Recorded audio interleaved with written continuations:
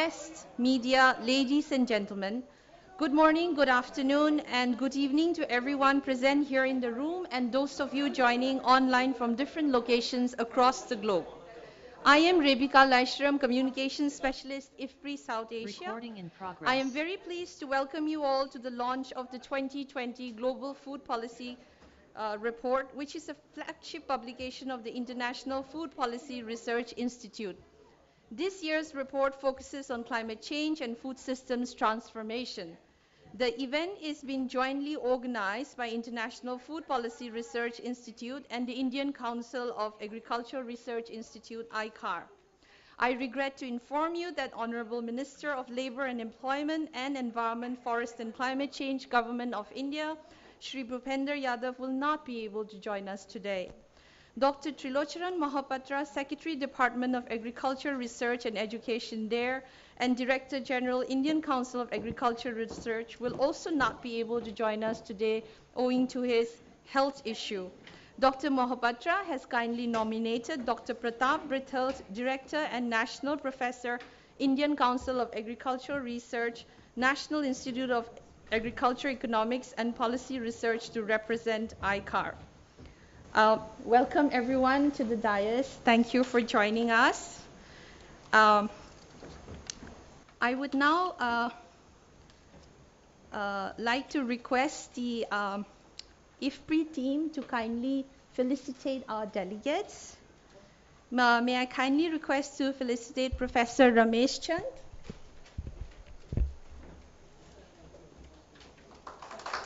Thank you. And may I kindly request to felicitate Dr. Purvi Mehta.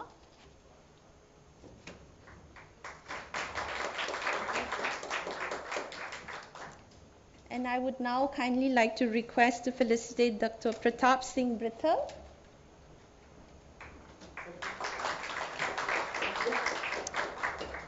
May I kindly request to felicitate Dr. Channing Arndt.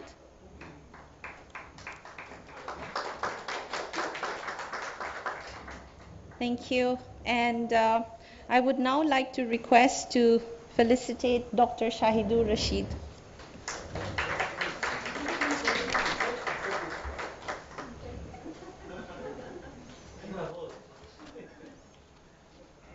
Thank you so much. So without further ado, we will now kickstart the program. And I would like to invite Dr. Shahidur Rashid, who is Director, South Asia International Food Policy Research, to give the welcome remarks. Dr. Rashid is the Director of South Asia at International Food Policy Research Institute. He has been with IFPRI since 1998. He has conceptualized and implemented multi-country research programs in both Asia and sub-African countries. He has initiated partnership with regional bodies, which includes the Bay of Bengal Initiative for Multi-Sectoral Technical and Economic Cooperation, BIMSTEC, South Asian Association for Regional Cooperation, SAARC, and the Association of Southeast Asian Nations, ASEAN. His research outputs have been published in top publication houses like Johns Hopkins, Oxford, and Pennsylvania University. Throughout his career, he has worked to translate research into policy actions to improve food and nutrition security. May I request Dr. Rashid to give the welcome remarks. Thank you. That was a very generous introduction. Thank you so much, Rebecca. For introductory remarks, I never want to use PowerPoint, but today I decided to use one. Rebecca, is anyone managing the PowerPoint? Okay, there you go. So this is a quote. I don't think I can read it. This is a quote from a development practitioner from the 60s. His name is Arthur Mosher. Arthur was born and raised on a farm in Iowa. In the 1930s, he came to India to do some volunteer work. A few years later, he went back to the US and guess what? Did a PhD in economics from the University of Chicago. A PhD in economics from the University of Chicago, meaning entire world was open to him.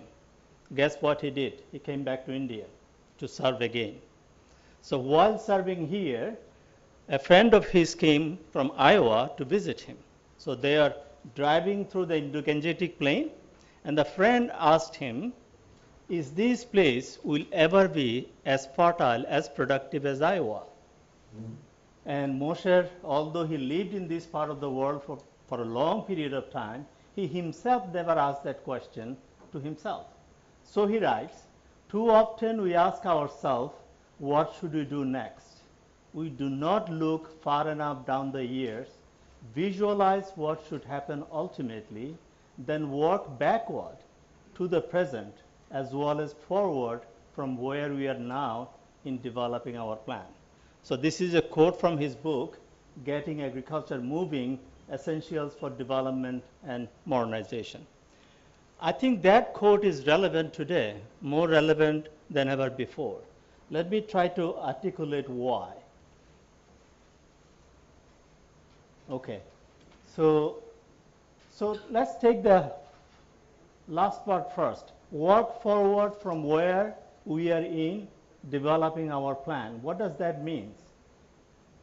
Science today is far advanced and computational capacity is practically unlimited for us. Compare that with the time when Moshe was writing his book. What a smartphone can do today, they didn't have that capacity, analytical capacity in those days. So what that tells us, the evidence that we are generating today on climate change, on modeling, on foresight, all of them are far more robust today than ever before. So we generate evidence that has credibility. The second part, when we look further down the lane, what do we look farther down the lane? We look at our future generation. And given that,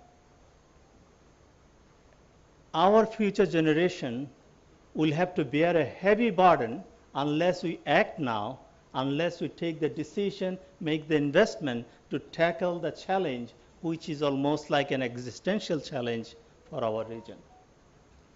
Thus, we have a moral responsibility to address the climate change, and we are confronted with in the region, which is by all account is a climate hotspot.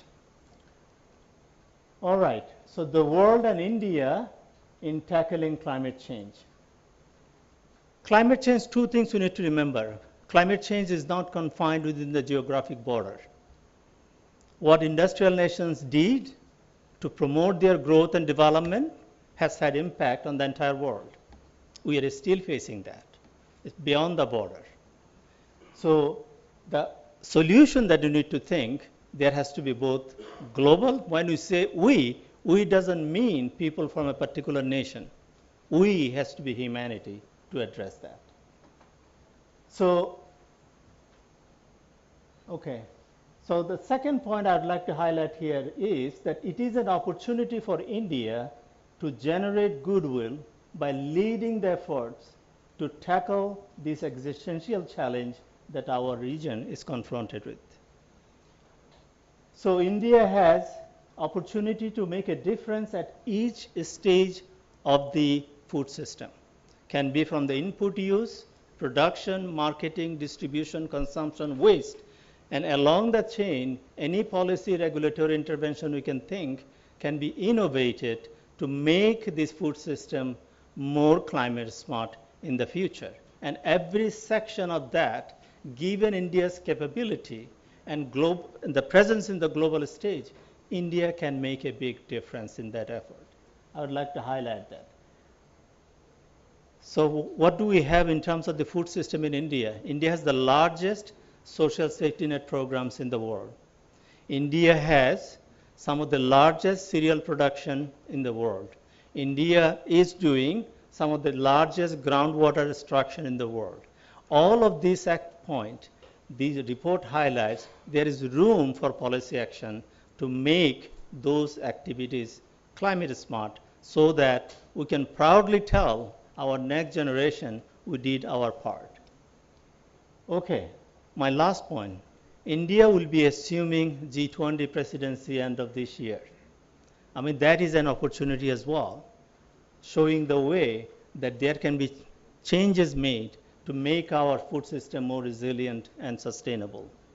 It can be within the region. I think that really, even across the continent, India can engage in this dialogue that can make a huge difference. So think about it. India is the home of an agricultural research system that has 35% more budget than the entire CGIAR combined. India has thousands of scientists. This is a huge human capital stock that we can capitalize on and make a difference. And India is also one of the biggest funder to the CG system today. So that all means India has to play special roles in some of the recommendations that we have come up with in the future. That is what my expectation would be, and I hope we'd be able to work together towards that goal in the coming years. Thank you so much.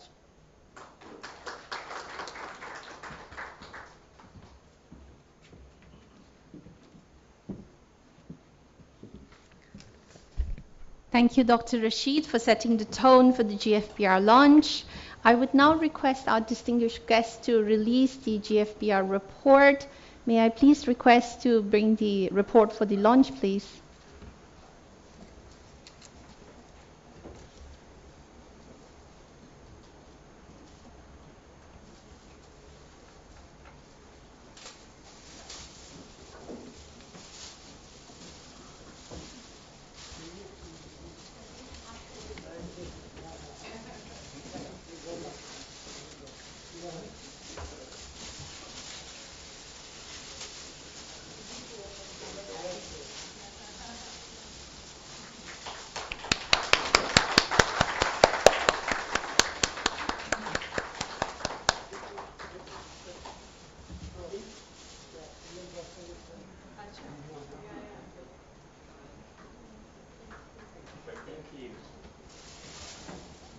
Thank you, everyone. We will now move to the keynote address on the Global Food Policy Report, which will be given by Dr. Channing Arndt, Director, Environment and Production Technology Division, EPDT, International Food Policy Research. Dr. Arndt heads the Environment and Production Technology Division at IFPRI. He has 3 decades of experience in development economics and has an established reputation for building institutional capacity in Mozambique, South Africa, Morocco, Vietnam, and within the framework of African Economic Research Consortium. He has also held leadership roles in major policy documents such as the Economics of Adaptation to Climate Change for the World Bank, the design of carbon tax for the National Treasury of South Africa, and the 2nd, 3rd, and 4th national poverty assessments for the government of Mozambique. Over to you, Dr. Arndt. So thank you very much. Thank you for the introduction. It's a pleasure to be here. It's nice to come back to India. I was in India when I was a child. So I was here in 1966, 67, 68, and 69. I remember some of it, but so that dates me for my age. But I've been able to come back now a few times recently and be working, and it's really nice to be back here. So today it's climate change in food systems. This is the Global Food Policy Report. I'm going to try to take you through some of the major points on what we're thinking about here over the next 20 minutes or so. So it's climate change in food systems. Let's see if I get this to work. No. Oh, yeah, there we go. So climate change, so we're in a context here of, according to FAO, worsening food security. This was coming into place even before the pandemic arrived, even before the Ukraine crisis. And then we did have the pandemic, and we've had the Ukraine crisis, rising conflicts.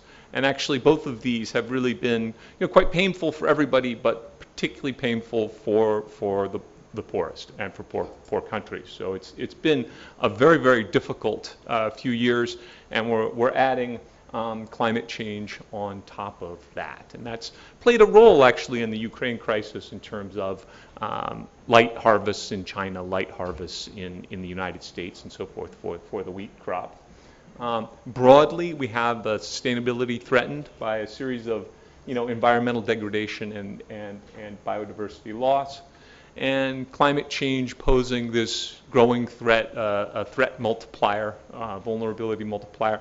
And one of the things that we've been saying for a while, but is now being driven home with real examples is, it's not just this is actually not very much even this big move, the moves in average temperatures, but these changes in extremes that are things that are really making us notice right here and right now. So that's the changing patterns, floods, droughts, high heat, which you definitely have experienced, and all of these things are very much at the front of our minds.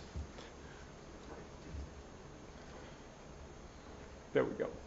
So that's the kind of the one side of the coin, is food systems buffeted by climate change. The other side of the coin is food systems contributing to climate change. And there's a lot of ways to sort of cut up the mitigation pie, right? But if we take food systems in a very broad sense of the term, so, the emissions from the stove in the restaurant where you are eating your dinner all the way back to the farm. So that food system, very, very broadly inclusive, all the trucking, everything that goes with it. It's probably more than 33% of total emissions. It's definitely not something we can ignore. If we just focus on sort of the non-fossil fuel part, the agriculture, forestry, and other land use part, that's still right around somewhere 21% of emissions, also too large to ignore. So that's the other side of the coin. And kind of similar to fossil fuel emissions, if we can look at stocks, but if we look at flows, on a flow basis, developing countries are now the big emitters. They're the big emitters on the fossil fuel side, and they are the big emitters in the sort of food system and AFOLU space. And those emissions are rising in developing countries. So this is where, in the mitigation space, this is where the action really has to be if there's going to be a stable climate. Another point, and we'll return to this, is we actually, if you think about it, at the moment, what process exists for removing greenhouse gases from the atmosphere? And there really is only one that exists that removes greenhouse gases from the atmosphere at scale, and that's photosynthesis. Okay? And so we have at COP26 in Glasgow, we have this goal of net zero emissions by 2050, right? And that word net is there basically because we don't believe that we can drive everything to zero in every sector by 2050. So then something has to go negative. And if the technologies don't emerge such that we have another way of removing greenhouse gases from the atmosphere and at scale, it's going to have to be done via some photosynthesis process, which comes back effectively to AFOLU. So this is where we are. So, why is, maybe since this isn't working very well, can you just do it for me? Can you move can you go back towards the top? So, okay, so let's go to the next one. Yeah, so these two issues have brought the international spotlight onto climate change. All sorts of events in 2021, Global Food Systems Summit, COP26 obviously, nutrition, a whole series of pledges for zero deforestation that are very relevant, pledges for India that would be quite relevant in terms of reduction in methane emissions. All of these are coming into place and will require concrete follow-up. Next one.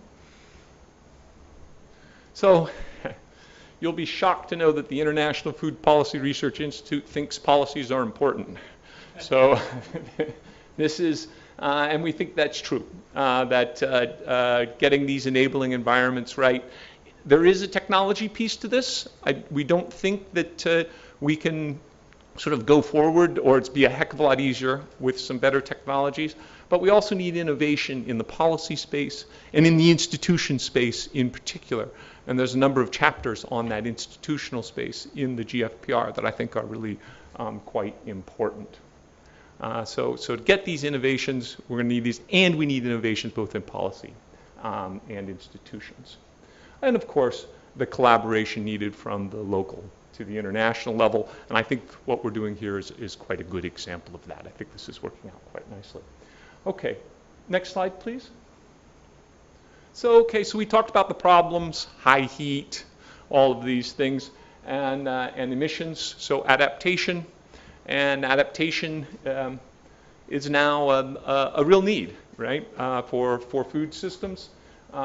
It's got to address these changing growing conditions. And the good news is that there are a number of promising innovations or different ways of doing things that will help us in food systems to adapt to climate change. So this is, of course, supported by an enabling environment. So the next slide, please. Mitigation. Okay.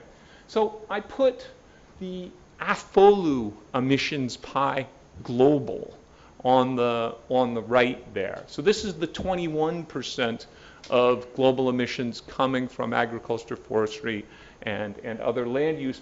And you can see that it's a lot of land use. It's a lot of deforestation. And this is really heavy. It's concentrated in some places, but it's definitely a developing country. It turns out that the United States IFPRI account is negative.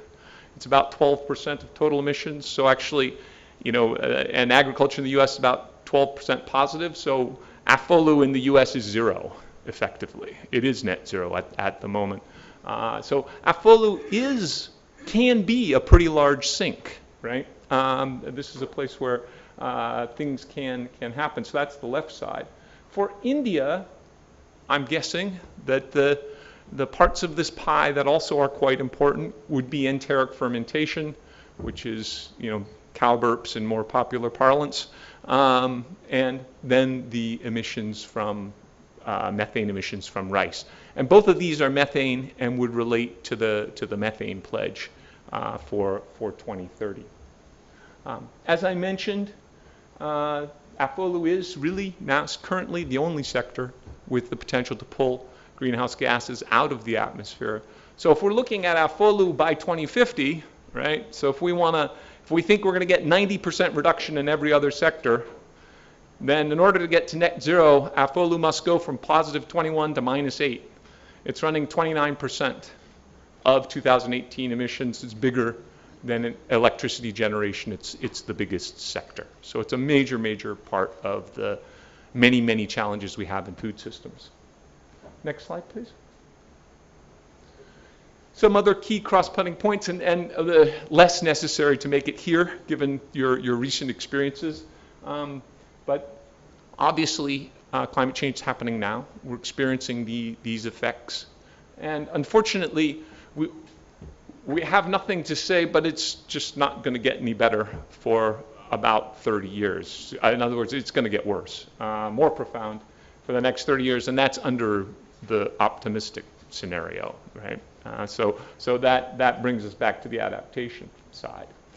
So I've done a lot of modeling of climate change, and I've gotten tired of crashing around in 2050 and saying how warm it is and what's happening and so on and so forth. And so this Global Food Policy Report is all about what do we do today? What's to do now? It's not, my gosh, it's warm in 2050 and that's bad. It's okay, here we are, we're experiencing these effects. 2050 is only 30 years away. This is a reasonable investment horizon.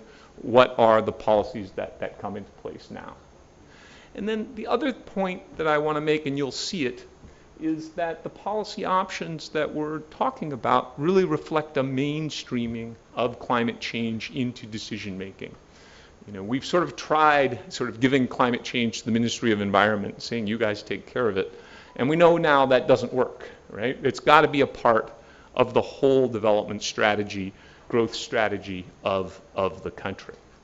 So let's go on to the next slide, please. So just to drive that point home, this is the table of contents. And I just highlighted in red kind of the important word in the title. And these are words that ICAR has been seeing for decades, right? These are the same words. So it's just a matter of bringing climate change into the policy consideration in lots and lots of areas and in a relatively coherent way. So that's one of the points that we're really trying to make. So next slide, please. So now just not all of the policy recommendations, but a series of groups of things that are happening within the report. And these are a little bit together. First, these disruptive innovations or production practices. And here, we're really talking about the traditional reductionist science. Better seed, right? Make sure you take advantage of the gene editing technologies that are available out there and all the promise that comes about. So this is, very much at the plant animal level. We can think of it this way.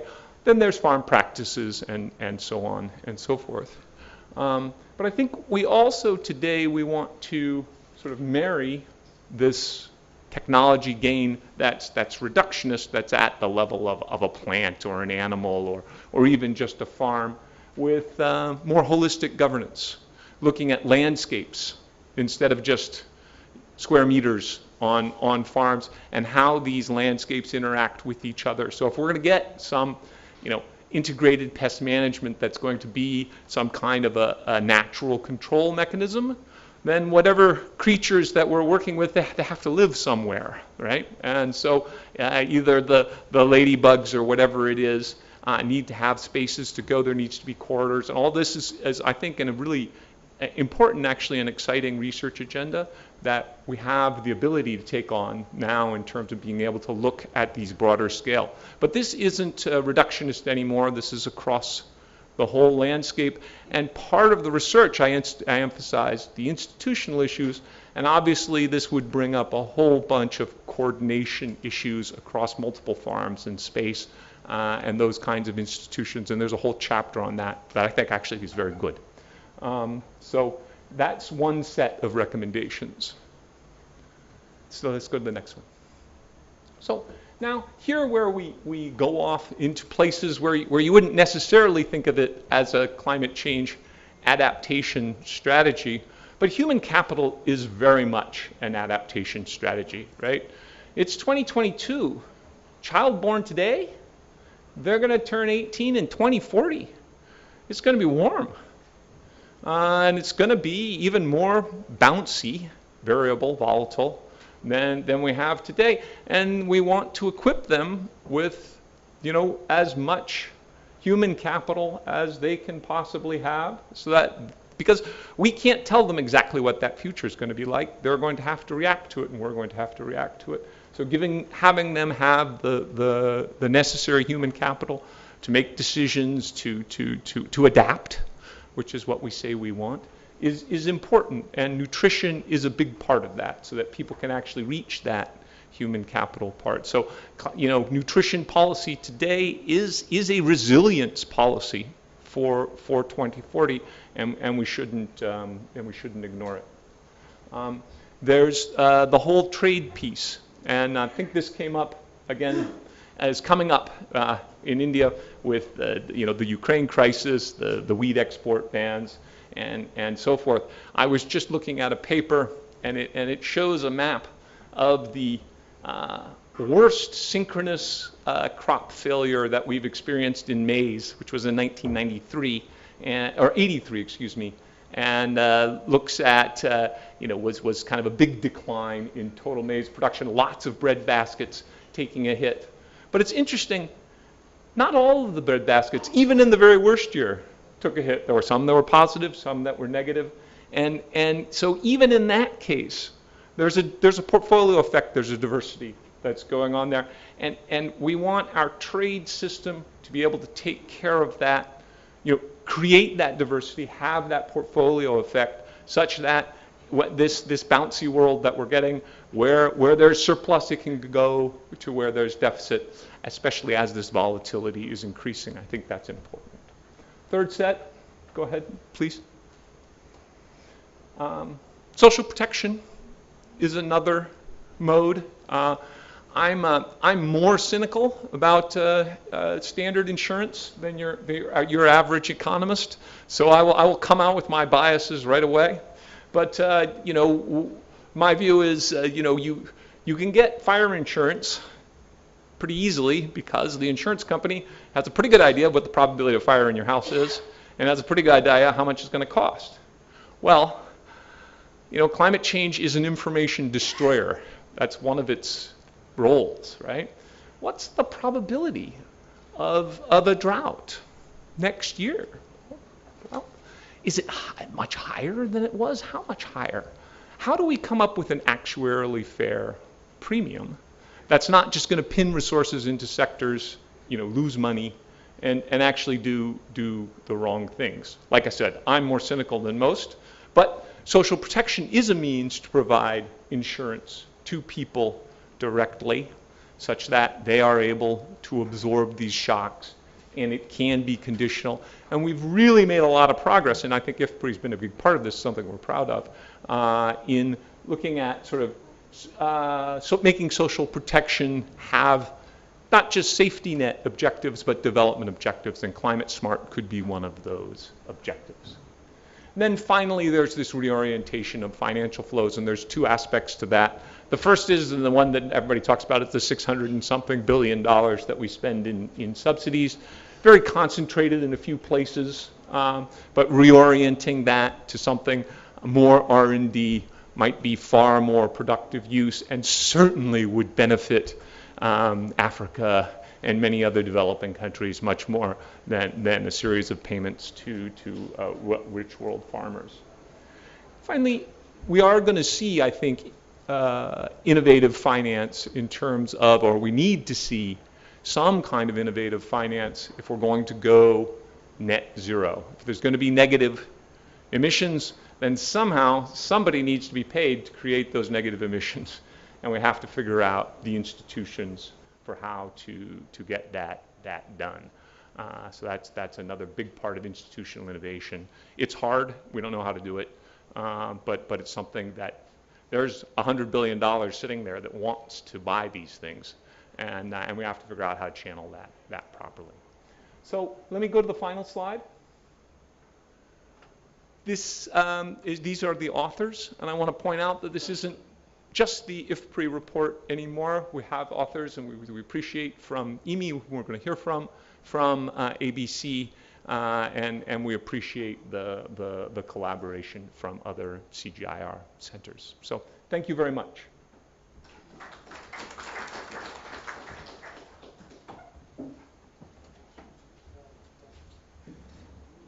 Thank you, Dr. Arndt.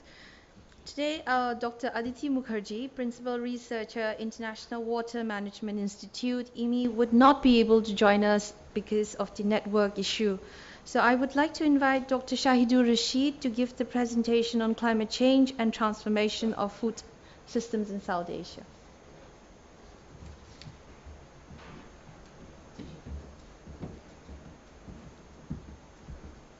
I'm not Aditi Mukherjee. Where is Dr. Alaksikka? He's right there. So he should have made this presentation. So, but I'm doing your job here. So the chapter, regional chapter, was led by Dr. Aditi Mukherjee with help from Avinash Kishore and myself. She is doing some field work in Bangladesh, has the connectivity issues. As a result, she couldn't join.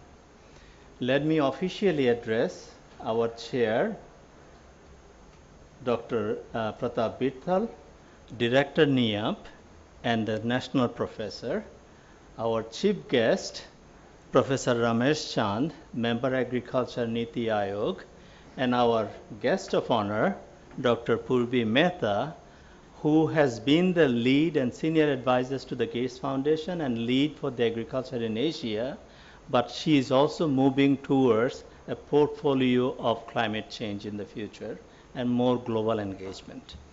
So thank you all for joining us today. Let me see if I can be Aditi Mukherjee and make some of her points carefully today.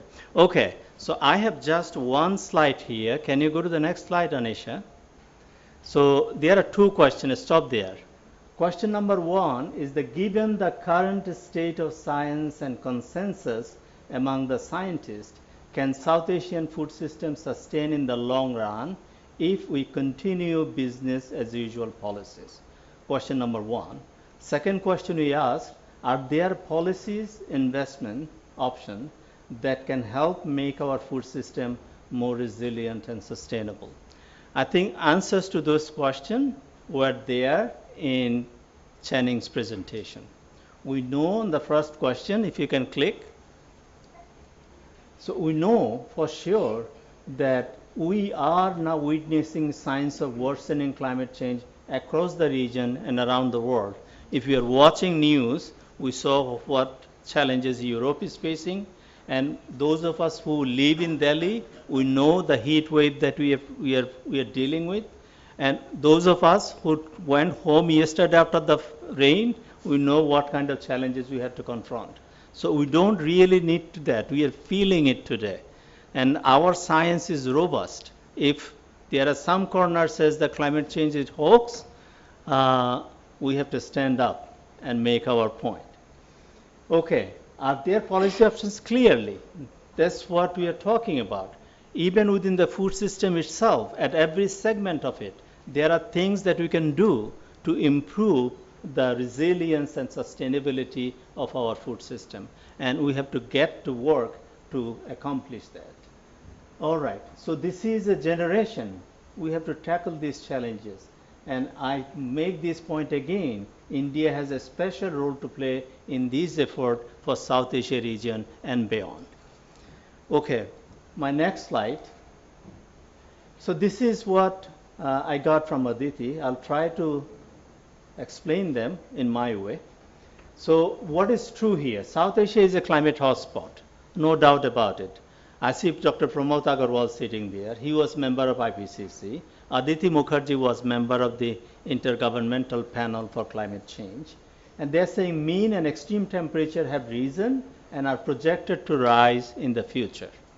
So think about it, heat wave that we have to deal with, and our future generation will have to deal with much more severe heat wave and extreme weathers. So for our region, average temperature was about 0.7 degrees between 1901 and 2018. But one point we need to keep in mind is that because of the cooling effect of aerosol, particularly the scattered type of one, which temperature did not rise as much as the global averages. So because that aerosol has a cooling effect on the temperature. We all know Himalayan glaciers are melting at unprecedented rate, and it has accelerated since 2000. Increase in monsoon rainfall has been observed since 1950s, and the cooling effect of aerosol kept rate of precipitation increase below the global averages. And water-related threat like floods are projected to increase. And now there are evidence that some floods in Bangladesh, the 2017 flood, has had clear fingerprint of the climate change. So these are real challenging questions for us. Next slide, I think this is it speaks volume. This is a picture taken in 1921 of Mount Everest. Look at this picture and then see, this is 1921. Look at 2009. Change is really visible, and we don't know how this thing is going to play out for our food system and agriculture in the region. All right. Now come to climate change impacts on food systems. Those are clear. Channing made those points. but severity of many of those challenges for our region are much higher. So declining rate of yield growth in all major agricultural subsector will continue. These are messages coming from the IPCC report, I believe. So these are, even if a moderate simulation model, they project that yields of India's crop falling by 1.8 to 6.6% by mid-century, meaning between 2040 and 2050. That is a big drop because our population will grow in between, and we see a decline in production up to 6.6% in a moderate scenario happening in 25 to 30 years. This is a real challenge for us. Same thing happening with fisheries sector. Fisheries sector production is also expected to decline in the future. Think about it. Fish accounts for about 60% of the animal source protein, many coastal region of South Asia. This is a very important source of protein. And if the production decline and we have the challenges with the aquaculture, I think that will have big impact in terms of nutrition, in terms of the productivity and all other indicators. We don't have to talk about it. Policy-induced depletion of groundwater will continue. It's happening everywhere. We know that's happening in Punjab. We know that's happening in North Bengal, in Bangladesh. That's happening in Pakistan. That will continue. And we all know they are linked with the policies that we developed to promote the Green Revolution. This is the legacy from Green Revolution that's causing a lot of challenges in terms of the climate change. So existing vulnerability to food and nutrition security will grow. Climate change, along with COVID-19 challenges, it is very clear, will pose a serious challenge in terms of achieving sustainable development goals. We know that for sure. If India doesn't achieve sustainable goal, the world will not. It's as clear as that. Even within India, if a state like UP fails, that will have a severe impact in achieving global development agenda. This is that important for our region. And that's why we have the opportunity to show to the rest of the world that daunting challenges are there, but we can tackle them. I think that requires a commitment. These are challenges, but they are nowhere close to the challenges our ancestors confronted in the 60s, when an entire region was living from sheep to mouth. So those things are there. And then impacts on the water scarcity, that is also very clear. The report says this is going to water security issue will be important in the big basin areas, and 3 of the 5 big basins are in South Asia. So that's going to have impact on us. Now, greenhouse gas emission. Sources of it, methane emission from rice cultivation, which is particularly important for our region. And this is well documented that rice production has high fiscal and environmental cost. This information is known for some time now. Maybe when Pramod Agarwal became the director of CCAPS 11 years ago, this information was there as an information that we need to take care of it. And it is still valid, it's still challenging. And then we have this addiction to urea and the fertilizer use.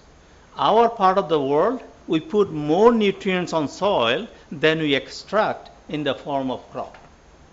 For Africa, this is totally different. They put less nutrients on the soil and extract more nutrients through crop. So this has a challenge. This has an implication. How do we deal with that? I think those are kind of the challenges that we have in our region. Animal husbandry and livestock. Again, we know India is the home of the largest number of livestock, and this is true in other countries too. Numbers are growing.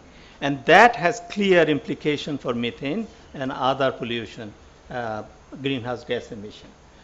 On top of that, if you look at the burning of crop residue, which we are dealing with on a daily basis in New Delhi, and then use of the fossil energy for irrigation, the millions of diesel-powered farms in Bangladesh, I know that for sure.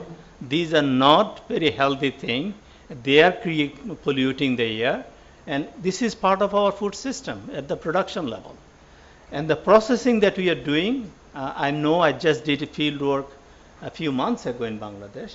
The power tiller they have a multiple use. They will use it to plow the land, take it out, put it behind a push cart, it becomes a power trolley, put it behind the boat, it becomes a powered boat. Everywhere, but these are all diesel powered. And these are all having impact on our climate. Okay, so this is now the question about the action. What action can there be? So there are adaptation and mitigation action. So for adaptation, Channing also pointed it out, we have options: crop diversification, mechanization, agroecological approaches. But one fine print that we see in the IPCC report today is that if temperature rises, many of these adaptation strategies will be less effective. So you can invest in adaptation, but at the same time, temperature rises, those adaptation measures are not going to be effective, and that should be taken into consideration. Okay. So the policy space, where do you work? Again, agricultural subsidies, fertilizer subsidies, energy subsidies, price subsidies, and other distortion. We are still talking about those challenges. And we all know how challenging they are to reform. We don't have to tell anyone here. Even the entire world saw that on CNN and BBC. These are challenging problems. But the question is, how can we tackle that? And how can we show to the rest of the world that these are important reform that has immediate as well as longer term benefit for the region as well as for the planet as a whole. Now, next part is the investment in research and development. So Channing also talked about it. So what is different for our region? We invested, let me just step back. Even this year, ICAR's budget in real terms was less than last year. This is not a very good sign. And we are seeing it in other countries too. In real terms, R&D budget for the National Ag Research System declined in real terms. And also investment when we make is not just the cultivar. We have to think beyond just developing new varieties. We have to think about invest in emission reducing technology along the entire chain of food system, from the input use all the way to the waste management. And invest in developing sustainable land management technologies, and of course the digital technology, you already talked about it. All right, that's all I had. Thank you so much. I hope I represented Aditi well.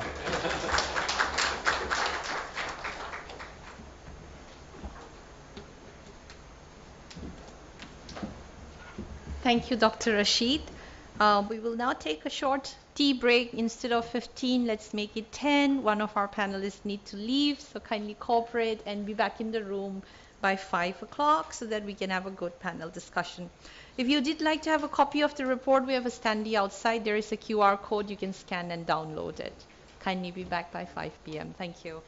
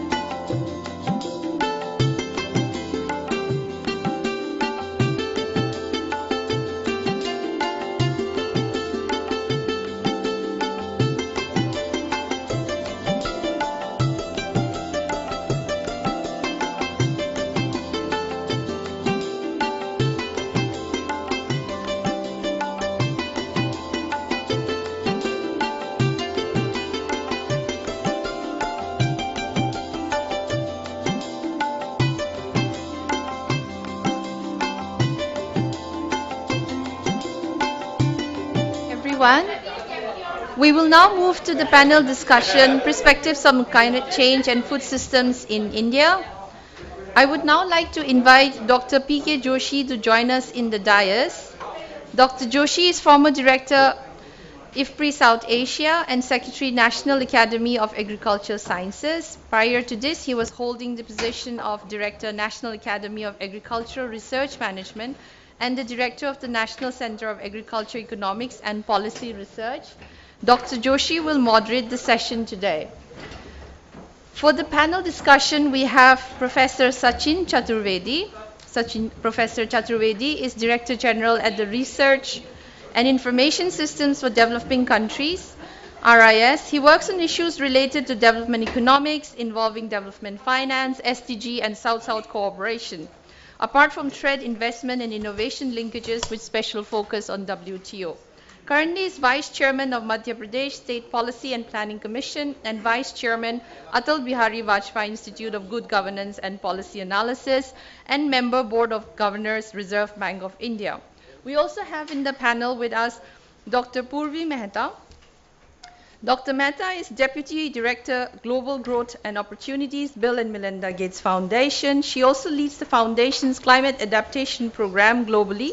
Prior to BMGF, Dr. Mehta has worked with the CGIAR as Head of Asia for International Livestock Research Institute and as Head of South Asia Biosafety Program.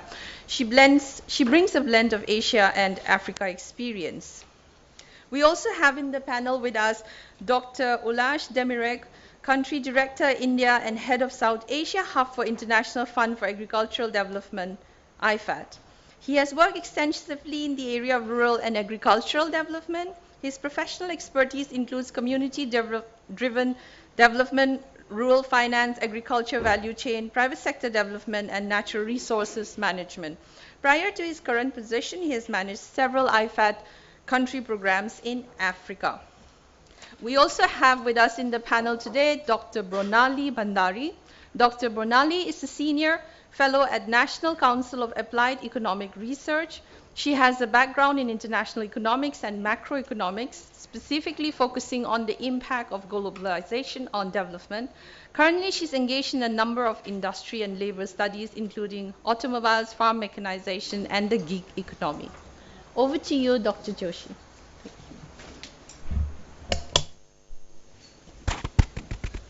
Thank you very much. Good evening to everyone. Honorable Chief Guest, Professor Ramesh Chand, Chairman of the session, Dr. Pratap Bithal, Guest of Honor, Dr. Purvi, Dr. Channing, Director EPTD from IFPRI, distinguished delegates who are attending this launch ceremony of Global Food Policy Report 2022. First of all, I would like to compliment International Food Policy Research Institute for coming out with such a wonderful 2022 Global Food Policy Report. The title of the report is, very apt under the current situation, current scenario. Other day we were discussing there are 3 C's are very common these days. One C is the climate change, second is COVID-19, and third is the conflict. And all these 3 are seriously affecting and adversely affecting the entire food system and leading to poverty and again coming back to food insecurity, undernourishment, and many other consequences are being led. So this particular report is discussing a whole range of issues on food system and what's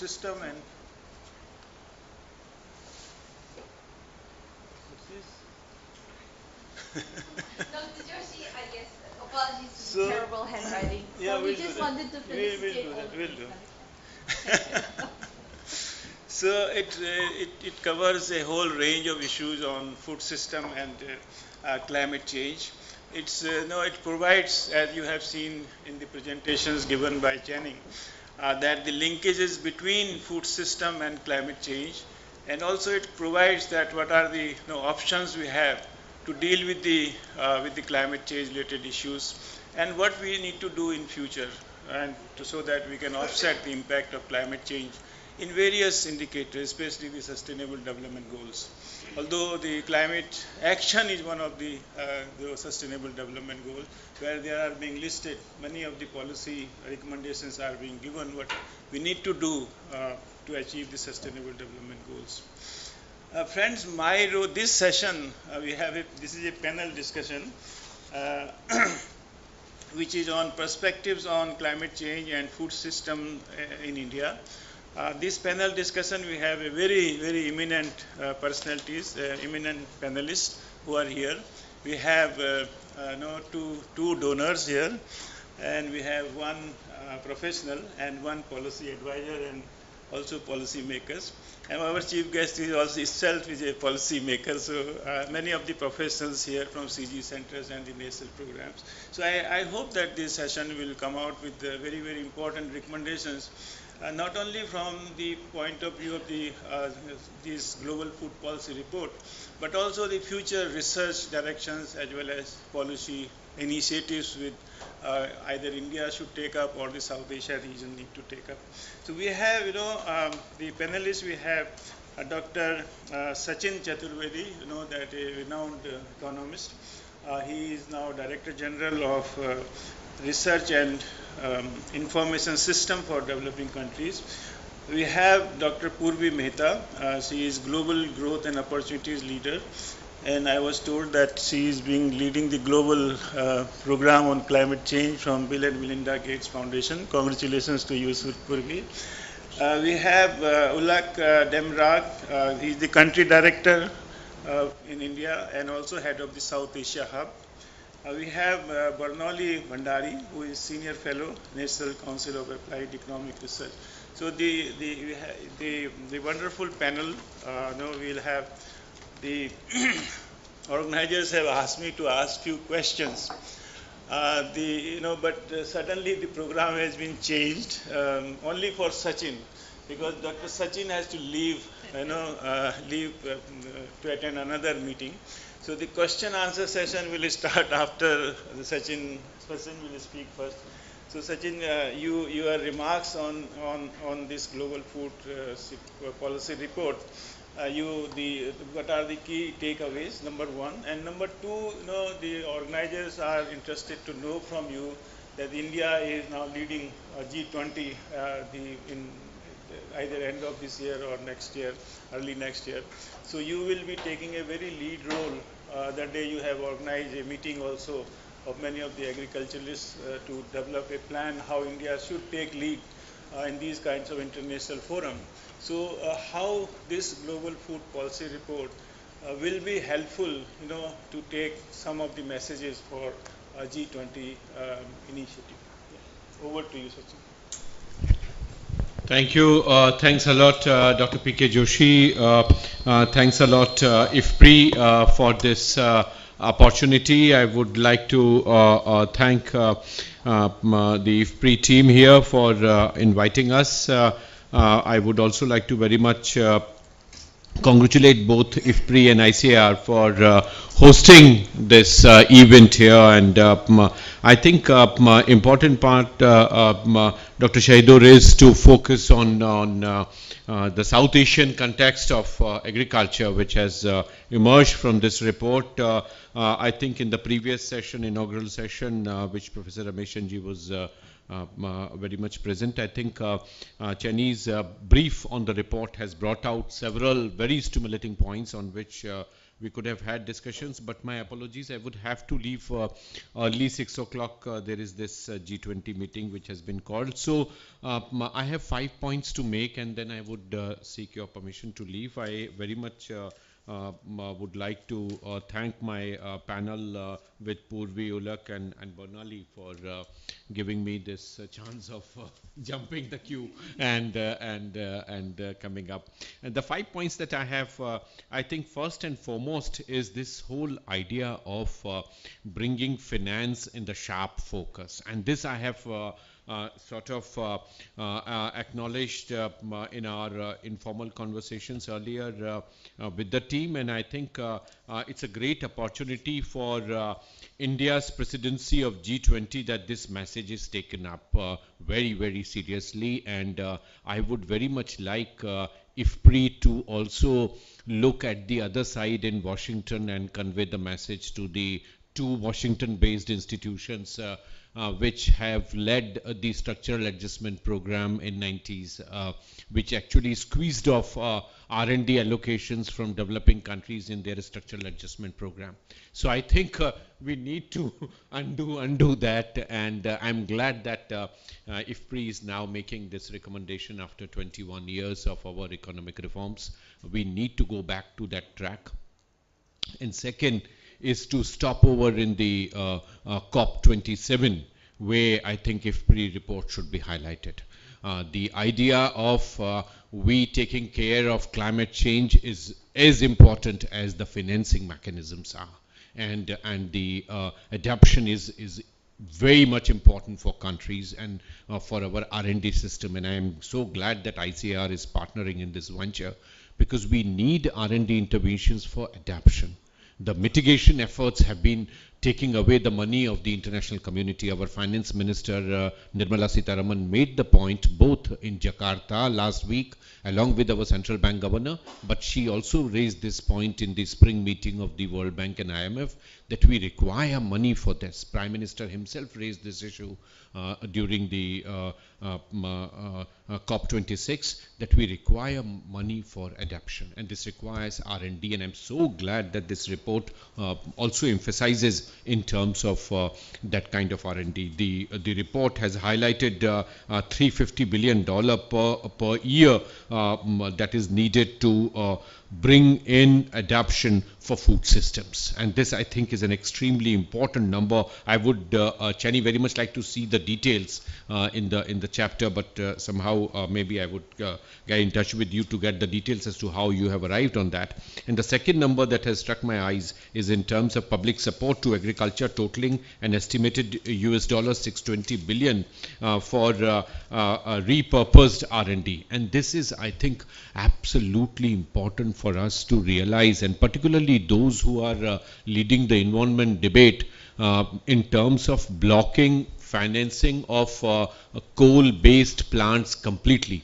We all understand that net zero is our target for 2070, as Prime Minister has declared, and India has committed for it. 2015, we U-turned Indian negotiating position, and PM has very clearly articulated that India has to be problem solver and not naysayer in all the negotiations. But at the same time, we require sequencing of our environment strategies, and that sequencing is extremely important. It was a mistake on part of the World Bank and IMF to bring in structural adjustment program without minding the sequencing. So as a sequencing, what happened?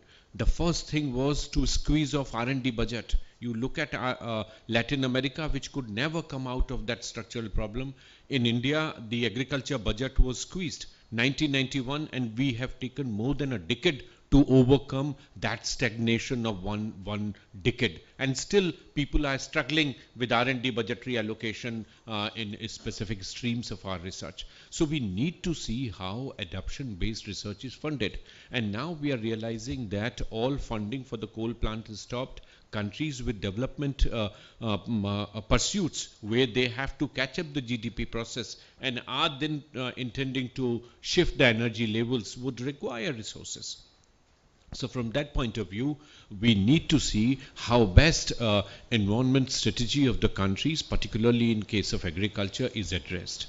India is one of the largest producer of rice, and I'm so glad that my very dear friend Dr. Shahidur in his presentation mentioned about the methane emission that agriculture is contributing to. So we are paying a price. We just hosted the 10 foreign ministers of ASEAN countries as part of India-ASEAN friendship, and all ministers were appreciating India's contribution as rice exporter, rice producer, as wheat producer. no one realizes that we are also destroying our own environment. We are doing it at the cost of the environmental cost of this. So food security has one blockage from the WTO and the trade related restrictions, but the other one comes from the environment. Who is going to compensate and who is going to adapt it? It's important that the one CGIAR system strikes a deal with this process. Unfortunately, the report and particularly the chapter on finance doesn't spell out the strategy in terms of how do we do that. In the G20 presidency, and I was discussing with Purvi the other day, Professor Ramesh was also there. We in the subsequent discussions, sir, we discussed that we require sequencing of steps, and that's where handholding of IFPRI is important for a country like India. And I think that would be extremely important for us to go forward with the ideas that are important. The other is in terms of how do we build up the institutions that are needed. Warehousing Development Regulatory Authority or Kisan Credit Card, etc. The accomplishments that India has in terms of direct benefit transfer, doubling up of the income, etc. Those are some of the issues on which India has tried to draw attention and has tried to taken the whole issue forward in terms of identifying the priorities. But we also need to see in what way we can reduce the GHG that the report has so forcefully articulated. And my last point is in terms of India's development experience to be taken out to other countries. And this is in terms of the less carbon footprint, the whole debate and discussion that we are ending up in terms of low agriculture inputs.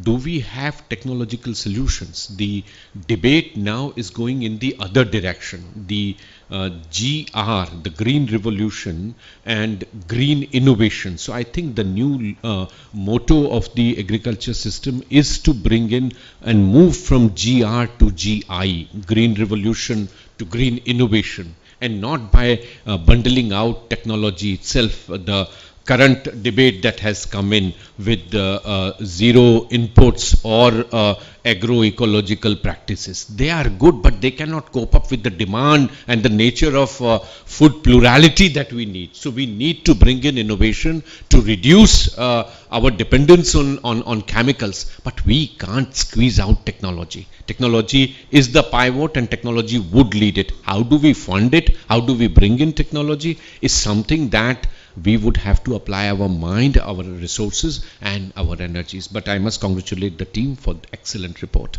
Thank you.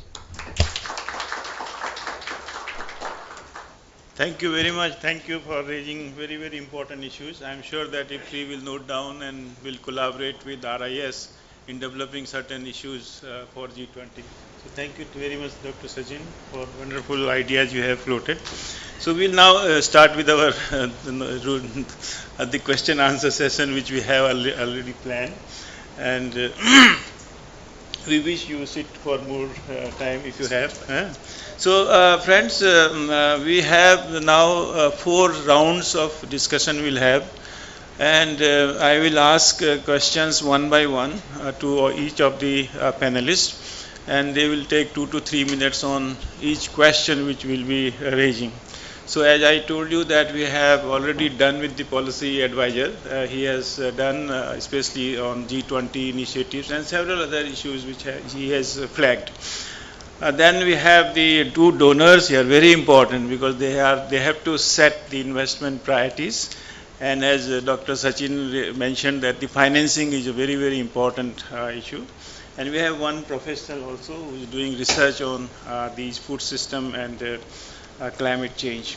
So the first question to both the these 2 of our donors, that what is your basic understanding on this global food policy report, and what do you feel that future investment priorities from the perspective of climate change and food system initiatives.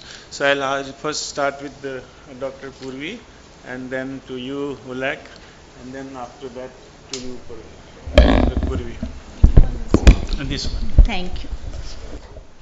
Thank you very much, Dr. Joshi, and Thanks, IFPRI, and it's good to have Professor Chand's presence in the room.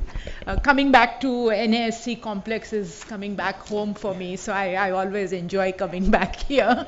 And congratulations, Channing and Dr. Rashid and everyone for the report. I think a couple of things that overall I'd like to highlight about the report and why I think this is a very, very important document. Number one is, I think this is, Shahid, my 5th consecutive year where I've been part of this launch of the global report. And what is very interesting is it does not come across as separate reports that comes every year. It comes across as, sort of an evolvement from one to another. For example, the last year's report, to use your parlance, Dr. Joshi, the 3 C's. So the last year's report was on COVID-19 and how the food system needs to respond to it, and this one looks like a step up from that and responding. So I think that's what makes it very relevant. And as Dr. Sachin said, this kind of documents can therefore become very, very important for some of the international discussions such as COP and so forth. A couple of things that I really would like to highlight as a broad from the report is, number one is, unlike many other reports, and as Dr. Joshi said, I am in a new role of leading the Foundation's climate-related work, and therefore last several months I've been reading through a lot of these international reports just to educate myself better. And one of the very big difference between a lot of those international reports and this one is it does not talk about climate change as something that's coming in the future or a threat to the world. It talks about solutions, and it talks about how to sort of tackle with that. In terms of climate, as if one looks at climate finance, for example, and therefore when one looks at any of the climate related strategy, close to 85% of the climate related work in the world right now is actually on climate mitigation and very little on adaptation. And within the context of mitigation also, a lot of our efforts are on diagnosing the problem. Most of the data that one sees is about how bad it's going to be and very little in terms of evidences. And this is a major issue also from a policy perspective. I am not a policy maker, but if I was one, I would really feel rather frustrated with many of those kind of data and the world coming with saying, this is the problem. We need to very, very clearly as a world need to have, say for example, 5 very clear answers that every country can have is to, yes, there is a problem and these are the 5 things you need to do. And here are the evidences. So I think this kind of report which talks about the solution really helps. And I was just telling somebody that the cover of the report itself, if one looks at the top 3 or 4 international reports, and you know which ones I'm talking about, the cover shows dying livestock and burnt crop and things like that. Whereas here it talks about it has the solar panels on it, which just shows that it is talking about the solutions. I think this is what makes this report really a nuance, and there are very few sort of consolidated form of reports or documents where climate is seen from an entire spectrum: climate mitigation, climate adaptation, and also management. It talks about, I was really intrigued by the chapter on genome editing, for example, right? So starting from genome editing, it talks about CRISPR and so forth, but it also talks about social protection. It also talks about the opportunity cost coming to the R&D question. A lot of the R&D, our inability as a world to be able to spend adequately on R&D often is because of the opportunity cost, because a lot of our money as a world world gets used into subsidies and into social protection and all that, and we often are not left with a lot of money to spend on R&D. And so, you know, it talks about some of those things. So that's what I think I would like to highlight as why I think this report is a very important reference point for a lot of international dialogues, including for people like us, the Gates Foundation, who is on a steep learning curve to see what's the usefulness of us investing into the whole climate adaptation space.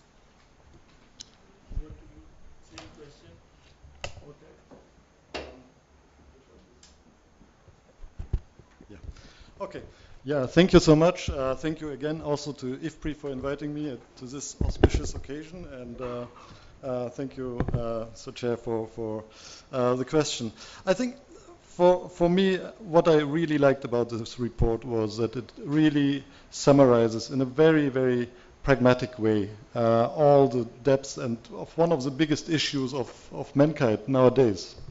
So it really tackles it in its complexity, in the interrelatedness of the different subsystems of the food system, and again, I would like to just repeat: it's not coming in a way that it is hopelessness. It conveys a lot of hope, but urgency and challenge, but also very pragmatic solutions. So it is a very action-oriented document, and this is really wonderful. Now, how IFAD is not a donor. IFAD is a development partner. I would like to really just correct this view of us, because when we take the relationship between India and IFAD, definitely IFAD is bringing a very small amount to every project that we are co-financing, and the larger amount is typically coming really from the government of India. And typically we are acting more like a development finance institution. So as an IFI, IFAD's mandate is really to focus on the rural poor. And I would like to, again, pick up the point on adaptation versus mitigation. Obviously, our mandate are the rural poor, so we are more concerned than maybe those big nations that make the whole, or that dominate the whole discourse around climate change, and who are afraid of the consequences of climate change. And we see now in Europe everybody's suffering, and getting WhatsApp messages every day from my friends and family how hot it is. But the reality is that the rural poor, the producers of 1/3 of the food that is being consumed in the world, are poor, vulnerable people in the rural areas. It is really paradox that they are the most vulnerable to going hungry because of climate change. I think this is one really important thing. And meanwhile, I think only 2% of the climate finance is currently spent on these producers for adaptation. So I think this is really something. So for us, it is basically how do we bring this into action. So we are working with the government. We are also acting as a technical expert partner for really adopting innovative approaches, working with the government. And since we are working within the country system, this way this knowledge is typically being picked up and scaled up and mainstreamed within the system. Thank you. Good evening, and thank you, IFPRI, for inviting me, and it's really a pleasure to be here. When my boss, Dr. Poonam Gupta, director, told me to attend this on her behalf, I was wondering what I was doing here. I'm not traditionally work on climate change, nor I'm an agricultural economist. And I said, oh God, I mean, I will be presenting to a bunch of agricultural economists. And then I started reading the report, and I realized why she sent me here. I was very impressed with the report. For one thing is, what I liked about it is not just the policy recommendations. I thought that was exciting. And the second thing I liked about it was very holistic and integrated in nature. That is, it did not talk about one thing if you looked at the table of contents, you talked about each and every aspect of the system surrounding it. I think that's what makes the report so unique rather than just talking about one aspect. So you look at it on a perspective. And the reason why I liked it is also because until last year, I was wearing the macro hat in ICAR, where I was tracking the macroeconomy for the last 7 years on a quarterly basis. So, plus, I've worked on direct benefit transfers, where I've assessed all states and UTs twice, funded by the Bill and Melinda Gates Foundation, and look at their DBT systems. And the third thing that I'm currently doing is I'm working on the agricultural machinery sector, but looking at it from the supply side. And my comments today and the takeaways from the report are combined from those research work. Something that I had done almost 10 years back I was fresh from the US at that point of time, and my director that time asked me to work on climate change finance. Again, I knew nothing about, but NCR, as you know, is you have to work on projects, so we worked this. And the interesting thing, the first point that from when I heard you speak was the important point that you made was that we look at the stock of emissions and flow of emissions. So I just wanted to in a very summarized form, bring out the key points and how developed and developing countries look at the half-filled water in two different ways. One looks at it half empty, one looks at it half filled. So while developed countries look at historical, present, and future GHG emissions, developing countries look at historical emissions, the stock. Developed countries look at total emissions. Developing countries look at per capita emissions, carbon intensity. Developed countries look at the ability to pay, that is a GDP, whereas developing countries are looking at per capita GDP. Other than less developed countries, all countries should contribute to the fund. That was at least this is the work 10 years ago. And whereas the developing countries felt the developed countries should contribute to the fund. Developed countries felt that decentralized and existing institutions should be used, whereas developing countries felt that new and centralized institutions should come in. Developed countries wanted private finance, especially for mitigation, whereas developing countries were looking at public finance and technology transfers. It's just that we kept on looking at it from two different perspectives. I think that's why Dr. Chaturvedi's points are very, very important of climate change finance, who is going to finance them, and how are we going to get them. The second thing is, as I said, I was until recently wearing the macro hat in the council. One of the things since the global great finance recession have been trying to is that model is the uncertainty, the macroeconomic uncertainty. What climate change does is adds to it by adding the uncertainty and the vulnerability to this macro scenario. Every year in January, while I'm trying to make the forecast for the next year, for that particular calendar, financial year, as you know, the newspapers are full with what forecast one did. And I also struggle with that. The first thing I was to look at, what is the assumption for monsoon? What is the monsoon going to look like? Is it going to be normal? Then for every quarter, I used to track, what are the temporal variations? What are the spatial variations? What does that mean for agriculture? But you think, okay, fine, agriculture is a very small share of the Indian economy and it should not affect. But it does. Why does it so? Because we know as a macroeconomist, as all of you know in the room, we know if agriculture sector does well, that will increase the demand for goods like two-wheelers, FMCG goods and white goods, and that will give a fillip to the industrial sector. That's how we fit our numbers in, and we decided, okay, that's how we would forecast the numbers. So if macroeconomic uncertainty is added to that, is a climate change uncertainty adds to that, and together it's a very dire scenario. So I'm talking about short run scenarios here, but of course the long run scenario is even more dire. What COVID-19 has added to that is the fiscal space is very, very limited in the economies. So that is another point that we have to understand as we go forward. And that sort of brings me to my third point. India has done fantastically well in DBT, direct benefit transfer systems. We have built up slowly over time, over social security systems.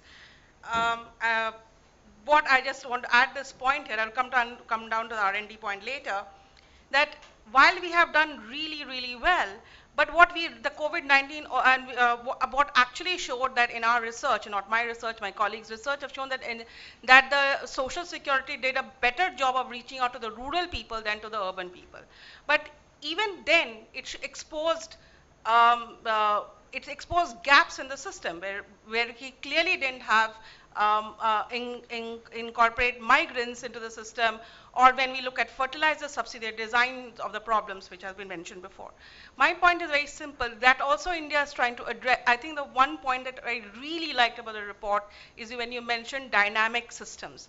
So one of the things that my colleagues have done, which have shown, and as a point that nobody's poor over for this one point of time. You are exposed to vulnerability. You may be poor in 1 year, you may not be poor in 1 year. So you need dynamic systems.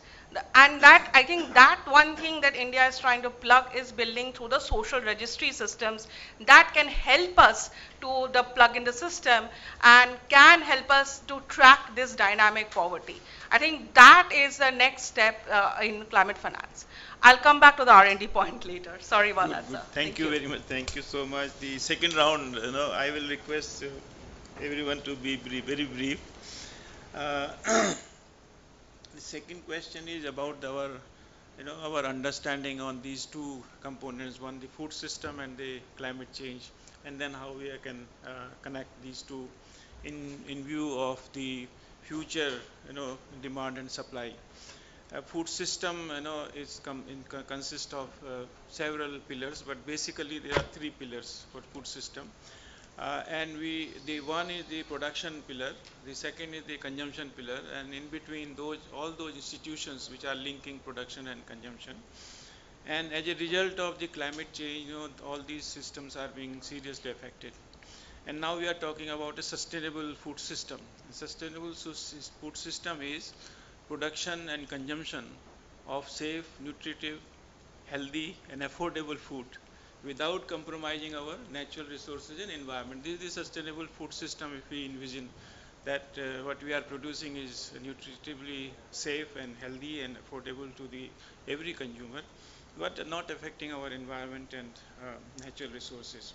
So in this view, the impact will be different in all the subsectors, entire value chain. So in your perspective, I'll start from you first, that in your perspective, from IFPRI perspective, as you mentioned that the development partners, in your perspective, what takeaways from this global food policy report, and what may be the role of IFPRI in coming years, or in a very short period in 2030 or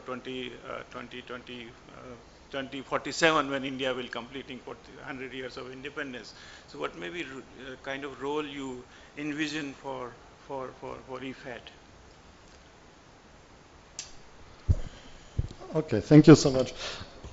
I think IFPRI's role, or the role of the development partners, as well as I think all food system actors, is to now put into practice what I think this report recommends. And it is so.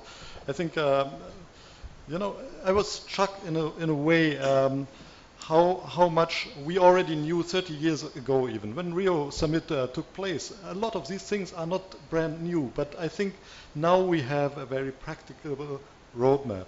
Now we have to still put it in practice in real terms. And what IFPRI is doing, or IFPRI's role, is we pilot innovative approaches. We go to the field, we talk to the target groups, we partner with government in designing solutions, projects that can be implemented by government systems and their partners, investments, and then we follow up. Of course, we do our supervision, we do our technical support to make sure that the implementers have all the knowledge that they need.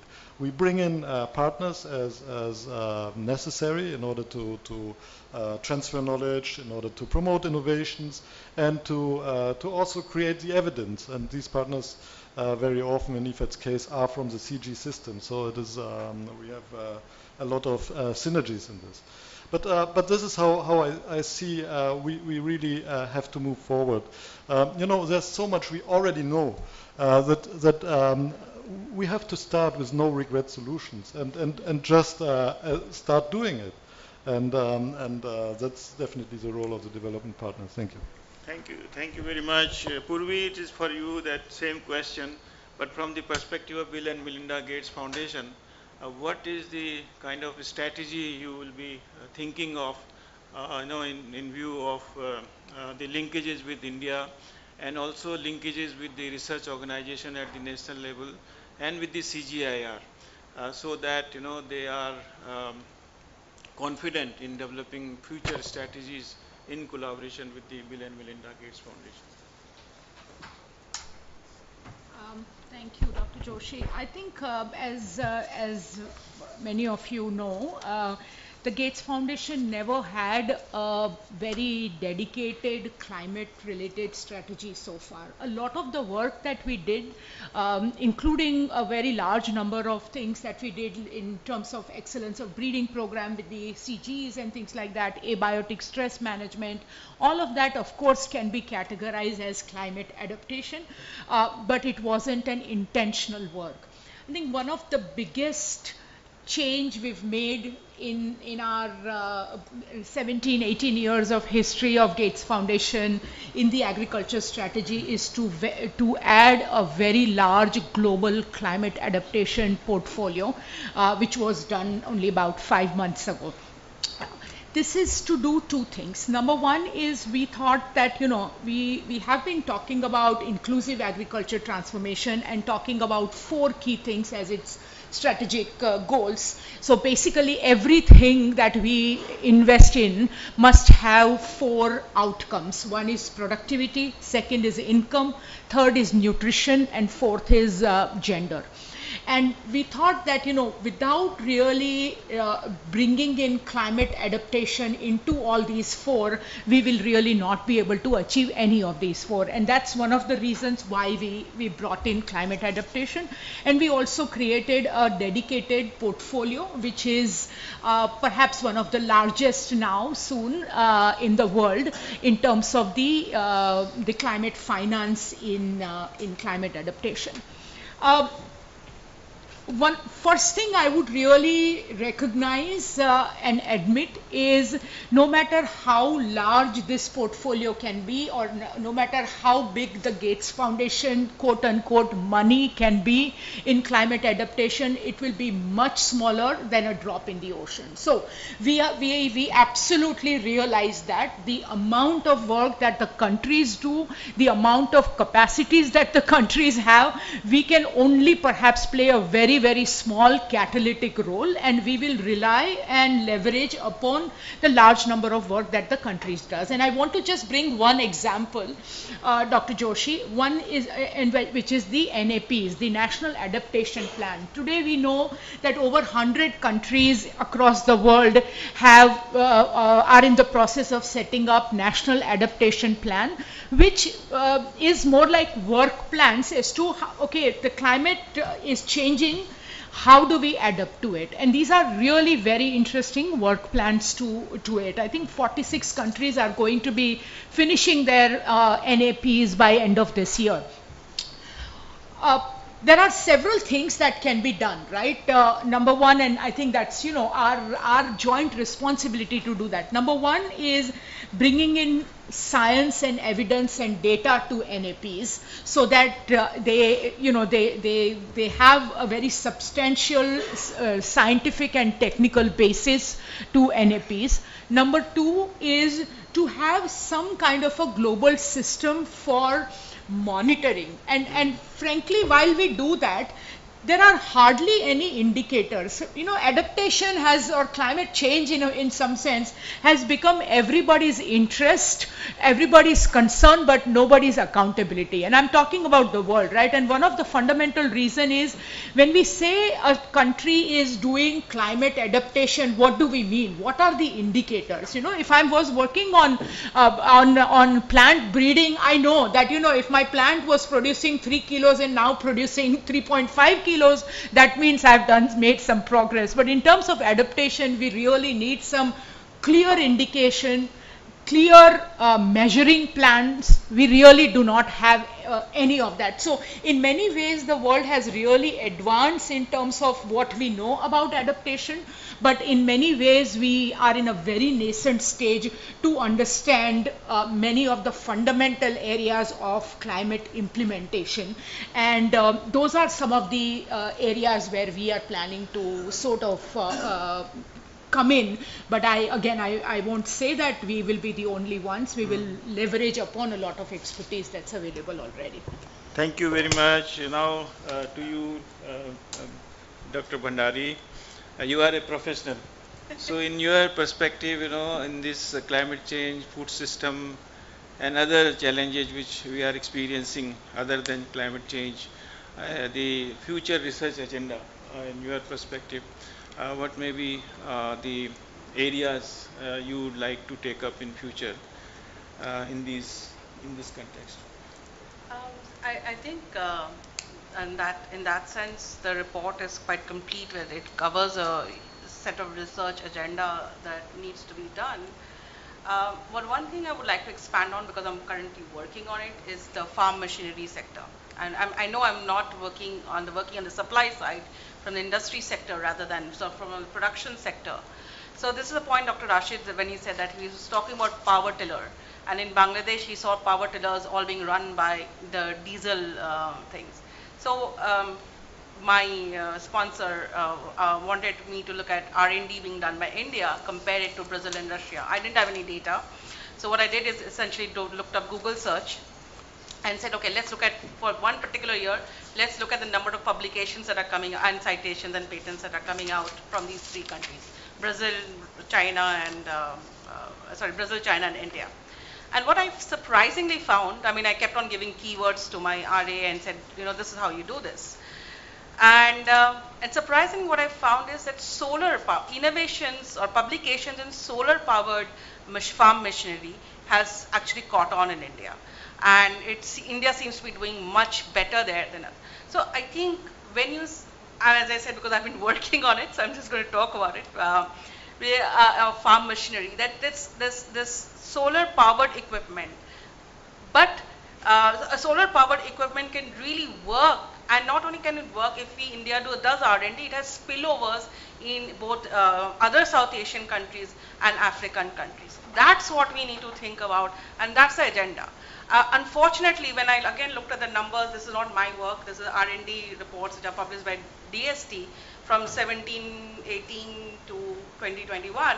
This is exactly how the graphs look. Private R&D is going up, public R&D is going down. Simply, one is a negative, one is a positive. So the farm machinery R&D is being driven by the private sector rather than by the public sector. One of the key constraints, and that's why it's my privilege to be here today, one of the key biggest constraints that I found in the Indian farm machinery sector, again with my limited research, is that the academia-industrial collaboration is absolutely lacking. It's some point that you have mentioned, fleetingly almost. But this is the biggest challenge that we have, is how to facilitate academia-industry collaboration. When I speak to the industry, they say we want to. When you speak to academia, they do want to, but the marriage actually doesn't happen. Of course, I understand why it doesn't happen, because the public sector is driven by the nature of the public good. They want to produce a public good, whereas the private is driven by profit. But it's not like other countries have not overcome problems. So one of the key things is that we need to create a legal environment, like the US and other countries like Turkey have done this, fostered academia-industry collaboration. So it is possible to do so. That's what, at least in this field, agricultural field, I think one of the key things is academia-industrial collaboration. Given limited finances, I know I sound like a repeated this thing, but at the end of the day, you need money, and we have limited amounts. So unless until we collaborate on it, and find ways to collaborate, create a legal environment, have these technoparks, science and technology clusters, whatever it takes to create an environment. And what type of goods? In India, the classic problem is that basically what I, as an economist, in one word, I summed it up, is that the Indian producers are not producing what the small and marginal farmers in India need. Small and in India is very good in tractors production. It is a leader in tractor production, but India doesn't need any more tractors. India needs non-tractors farm machinery equipment. India needs more power tillers. But India needs more different kind of smaller equipment which is more suitable for Indian agriculture. Again, there is a basic mismatch there. How to overcome these mismatches, how to encourage R&D in this, and in using green technologies is the challenge as far as I see it. Thank you. Good, thank you very much. Dr. Purvi, now I'm asking the question. The third round is related with the policy related issues. With the reference to your own organizations and connecting with the developing countries and specific countries. Purvi, for you is that you are taking the leadership role in this climate change. Right now, the Gates Foundation, Bill and Melinda Gates Foundation priorities are more on undernourishment, health-related issues, sanitation. So, the one question is that can you integrate the existing policy, existing programs of Bill and Melinda Gates Foundation with climate change and food system? So this is one. Second connecting one is that the R&D related recommendations in this global food policy report is have some relevance for the strategy which the Bill and Melinda Gates Foundation is developing. So these are the two questions for you.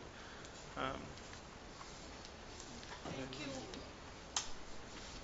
Thank you, Dr. Joshi. I think the first question I kind of alluded to earlier. We are basically looking at climate adaptation from both perspectives. One is making it a cross-cutting across everything that we do in terms of the food system investment, but at the same time having also some very, very climate-specific investments. And one of the examples also is our work on Adaptation Atlas, for example. Professor Chand, I'll come and update you on that, but this is a global atlas which basically we have a few in Africa already, which basically maps the vulnerability in terms of which are the vulnerable areas for climate adaptation, and looks at both production system and also looks at the impact on income because of the climate changes and things like that. So one is mapping of vulnerability, and at the same time then the second tier in the Adaptation Atlas also maps the various options of adaptations that are available and its cost effectiveness. And so the Africa Atlas, as many of you know, have been now started, been used at by various governments and so forth, and we are very, very recently we've signed up with CGIAR to do a South Asia Atlas as well, just to not only talk about which are the areas and what's the targeted investments and what are the targeted adaptation solutions that can be used for that. So it's more like a dashboard to look at various indicators. But I think in terms of some of the policy related issues that the report already talks about, there were a few, and I won't elaborate because you have given tight time, but a couple of things I would like to actually highlight is, number one is, while we have a lot of awareness now on what the problem is, there is a lot of work being done. I'm not saying there is enough, but a lot of work being done on, say, for example, the impact of climate on production systems. So we know 1 degree centigrade temperature rise reduces the rice production by this much and maize productivity by this much. So we have quite a few of those at the moment, but there is very little on income. Melissa Dell, and there are some papers on that, but very little. Say, for example, one of the papers says a 1% rise in temperature actually reduces farmers' income in developing country by 1.4%. Now, we need more of this kind of data.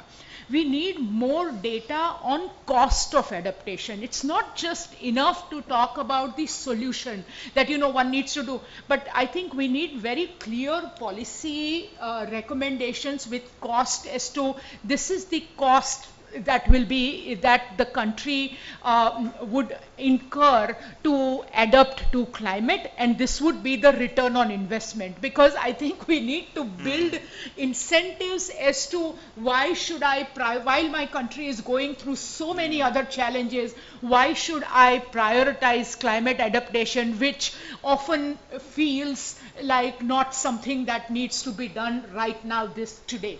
So I think those kind of evidences and data is really required. And there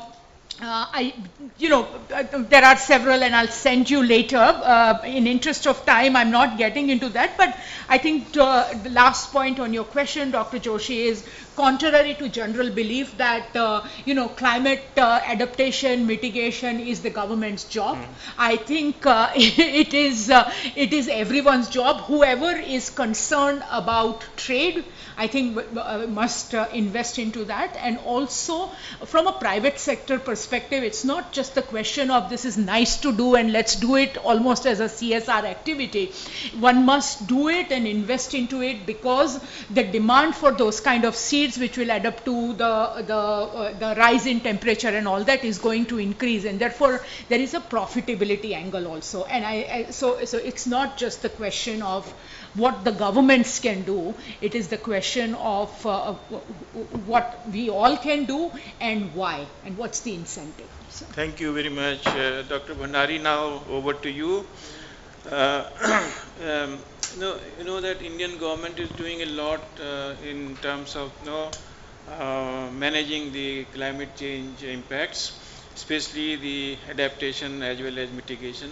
We are taking lead in solar and in other areas, so in your perspective, what else government should take up with respect to the policies, so that how to incentivize the players who are in the field or in the development activities, so what sort of incentives to be initiated so that we achieve the macroeconomic goals which we have set for the future without having any impact of the climate change?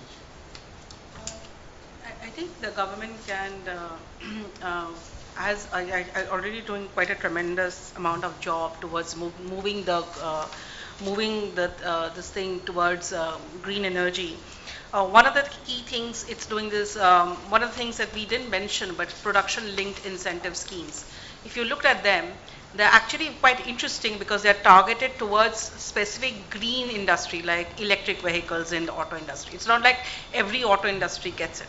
So in that way, if you're going to think through the systems, like as you said, we are developing social registries.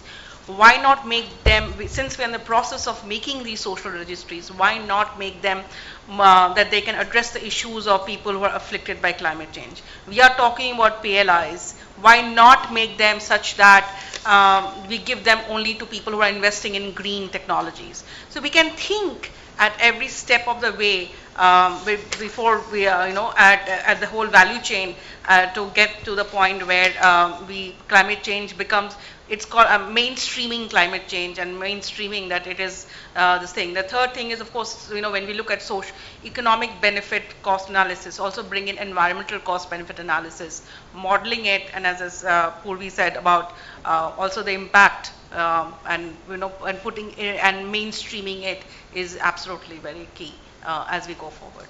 Good, thank you very much to you.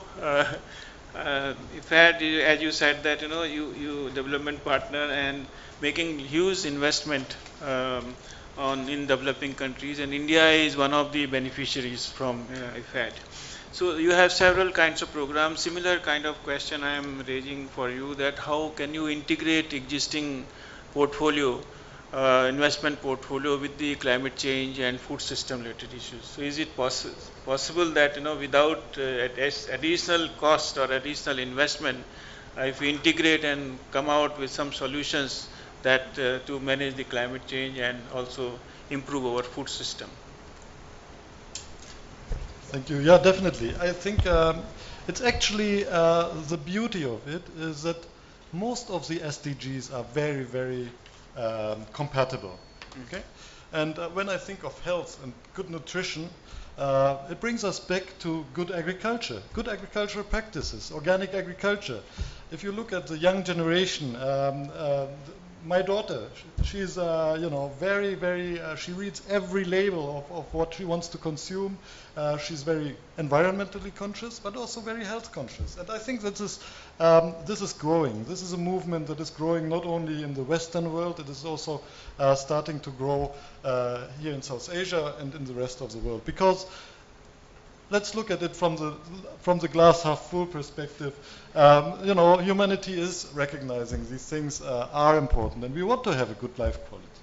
So definitely it is possible. So how is IFPRI doing it? We have very clear targets for. We have made promises to our members as to how much of our investment is climate relevant investment, and typically climate adaptation also has a lot of climate mitigation investments, especially when I remember our keynote, you very clearly showed how these investments are very often, or how these practices are often very much linked to our sector.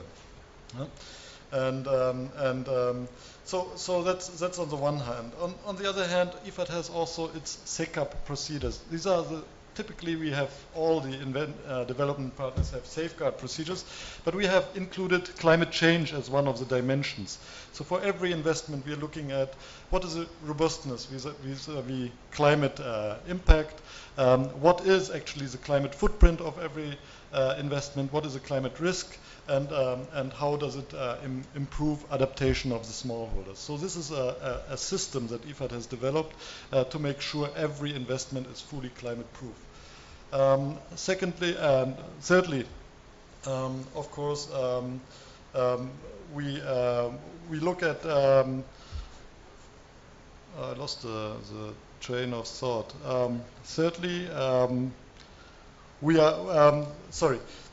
Thirdly, we have, of course, a very strong monitoring system and clear outcomes and indicators, and as you said, data management is key.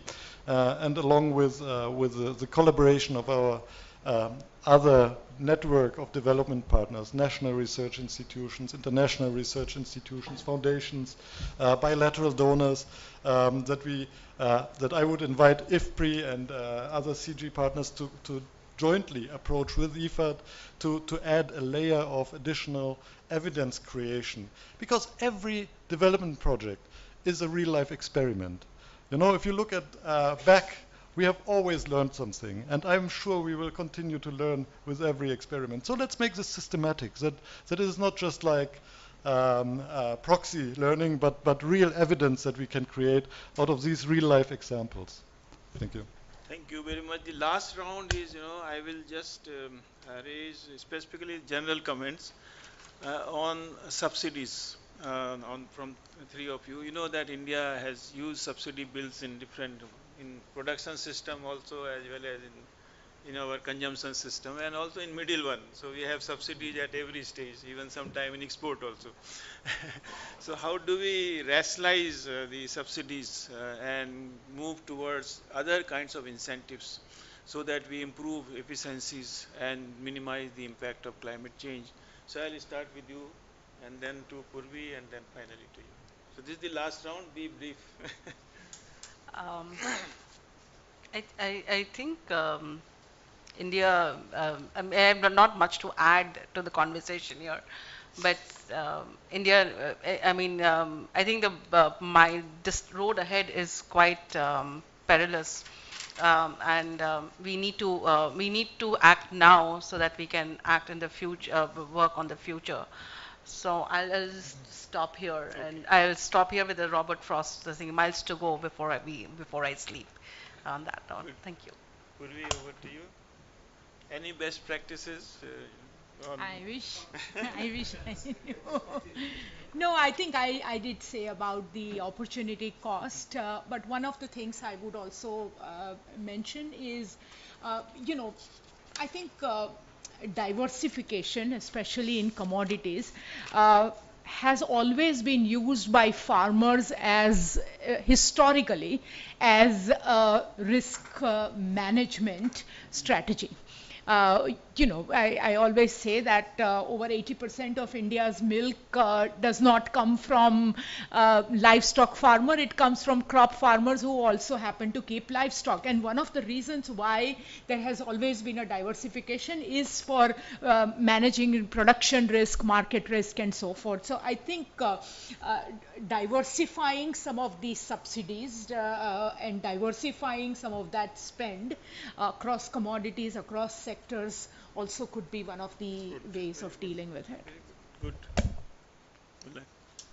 I would like to first thank my fellow panel members for not having taken too much time on this, because this will allow me to take a little bit more of the approach to this. No, so from my side, I think in India, it's obviously subsidies are a very dominant feature in the agricultural sector. And this has delivered, I think, very, very good benefits up to here. Okay, so we had a green revolution, and obviously subsidies make sense when there's a public good, right? Like the government, the public sector is providing public goods, so that, and the public good very obviously was food security. So now we have food security, and I think this is a great achievement. 1.3 billion people, having 1.3 billion people food secure is a wonderful achievement. I think we have to really recognize this. Meanwhile, 2/3 of the population of India is on a food subsidy, one way or the other. So I think it is also time to really rethink and move on, and really reconsider what are our public goods now that we really want to support. And these public goods very much relate to what we have talked about today: climate change, water conservation. When you had the book launch together with Professor Chand and my good old friend, former IFPRI colleague, it came out that IFPRI exports water net. And so why are we not pricing water when it is for productive use, for instance, right? So this water, if you have free water for your production, it's like a subsidy. It is, it's a public good being privately, and some people can become very rich. So this is something we have to really question and investigate maybe further and see how we take it forward so that we preserve this valuable public good. So really, another one is ecosystem services, for instance, right? When I look at irrigation systems, and this is my experience in Ethiopia, there are some few people who benefit immensely because they have 3 or 4 harvests a year, and other people are doing the work upstream. Now, in an ideal system, everybody should do this work voluntarily, but there's nothing in it for them. So we have to think beyond water users committees. We have to think as water management committees and really compensate those people who do the work to feed the water downstream and all of this. Lastly, maybe, if you allow me, in this debate, there was a lot about financing and of climate change and also about incentives. In my view, it could be very simple. Agriculture is a private activity. Okay? After all, it is a private activity. We are not paying a pension to the farmers. We are not paying them a salary, a public salary. So everybody is, better or worse, a business person, okay, and taking the risks and making their own investments, investing their time, investing their land, investing their resources. Who should ultimately govern the food system? Ideally, when I'm standing in the supermarket, it should be the consumer. If you have children, that's the first choice a child makes, not to want to eat the food that you give them. It's probably the first and only, the very first choice children can make is not to eat or to choose what they eat. And I think humans have a right to choose what they want to eat. So ultimately, the consumers are financing the food system. We are the ones spending the money on the food system. For food, we have to pay. But obviously, there's this public good element, and we have to whereas the incentives really come from the market. I think we have to tweak and push the system towards the public goods that we must basically ensure for its sustainability of the system. So I think that's maybe one way of looking at it in the debate to help us. And why am I saying this? That's the important part. I think my panel member has said it. The money will never be enough. The public money can only be catalytic. So we need to mobilize private investment into the agriculture sector. And this was also featuring strongly in the book that was launched, that I was so impressed about when your book actually. And you know, the increase of financing for agriculture can only come from the private sector. And these are we, the consumers, eventually. Thank you. Thank you very much. Thank you. Thanks a lot to all the panelists. We have a very small slot of general discussion. 5 minutes to 6 minutes, then we'll have the last session. So if any delegate or any participant has some question or some suggestion from the presentations and the panelists which raised. So yes, Raka, you this mic. वो नहीं चलेगा ये. Esteemed panel, chief guest and chair of this session, what we have learned through all this discussion, that food systems are transforming and the climate change is a responsible factor for this. And when we talk about India, we have strong trade-offs in terms of efficiency, sustainability, and climate changes posing policy shocks. And whenever we have observed, we have seen high growth, like we have seen in case of rice, we have seen in case of cotton, whether in terms of exports or other efficiency measures, we find that we have a lot of sustainability threats, and climate change is one of the important factors in case of these sectors. Like livestock, we have a lot of emissions, and climate change is the important factor. Now, this is the high time that once we started our studies on research and investment priorities, and Purabhi madam has also said that, you know, we have to bring a lot of science and evidence into the policy making. So it's a high time that we revisit the priority exercise which we started long back, and then we not only do the research priority setting but also the investment priority setting, because we have a lot of climate adaptation fund of $350 billion. It makes 28 lakh crores of rupees. And also Government of India is giving a lot of funding on logistics. We have Professor Ramesh Chand here, so he is into the helm of policy affairs. So we need to go into complete ecosystem approach.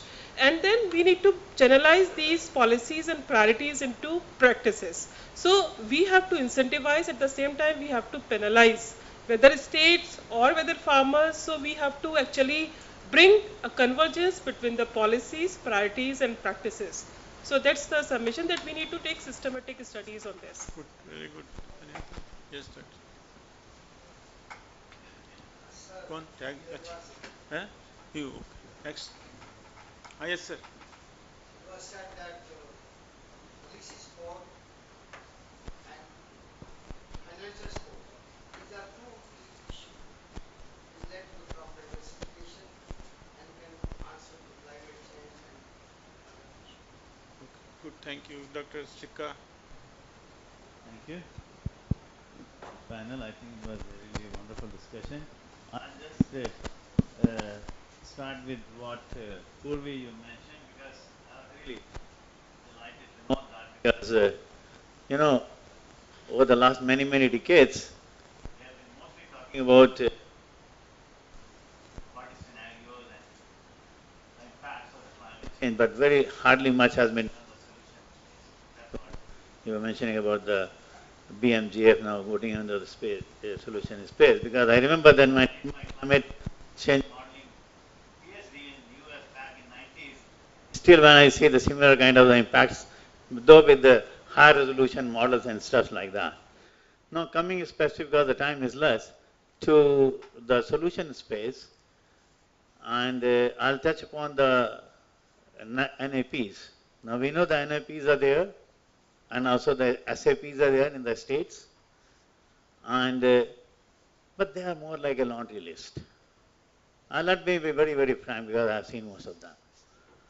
And what we really need to look into those is a really area and the context specific prioritization, not just the inventorization of the interventions. So that's something. So we need to look into the framework of prioritization. From the point of view of when we do that, we try and look into, keep in mind what are the smartness indicators: productivity, adaptation and resilience, and mitigation wherever it's possible. The three tenets, the three pillars. And that is somehow is missing, and that perhaps is to be really given more and more impetus. Coming to the what you mentioned, yes, I agree with you that a whole lot of our efforts have gone into mitigation, and that too up to more for non-agriculture sector rather than the agriculture sectors. And now because when we are talking about the solar irrigation, yes, it is contributing to that. On the adaptation side, whatever are there, they are very minuscule and maybe more on the ag water management space. So now here, what is that we have to look into, that every adaptation or the resilience also has a limit. As you were talking about measures, yes, we need to have a solid measures or indicators for measuring resilience and adaptation. That's number one. Again, number two is because resilience and adaptation has a limit. It's not a elastic, it has a plasticity. So what is that limit to resilience? That also has to be really looked into while when we are talking about these things. So I think for now I'll leave it over here, and maybe sometime later we can discuss more and more in detail, because this is very near and dear to me. That's my PhD topic. Okay, thank you very much. Thank you. Only 30 seconds, because we are already overstretched.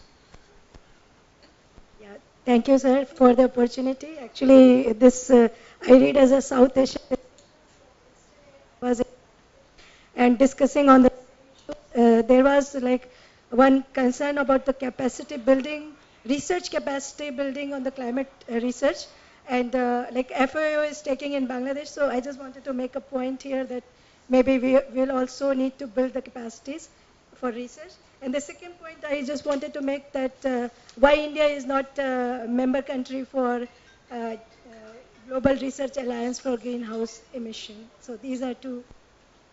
Thank you very much. Thank you. We already, we have 6:20. This session is to be over by 6:20. So we are exactly 6:20, but I will just take 3-4 minutes so that we can have another very important session at the end.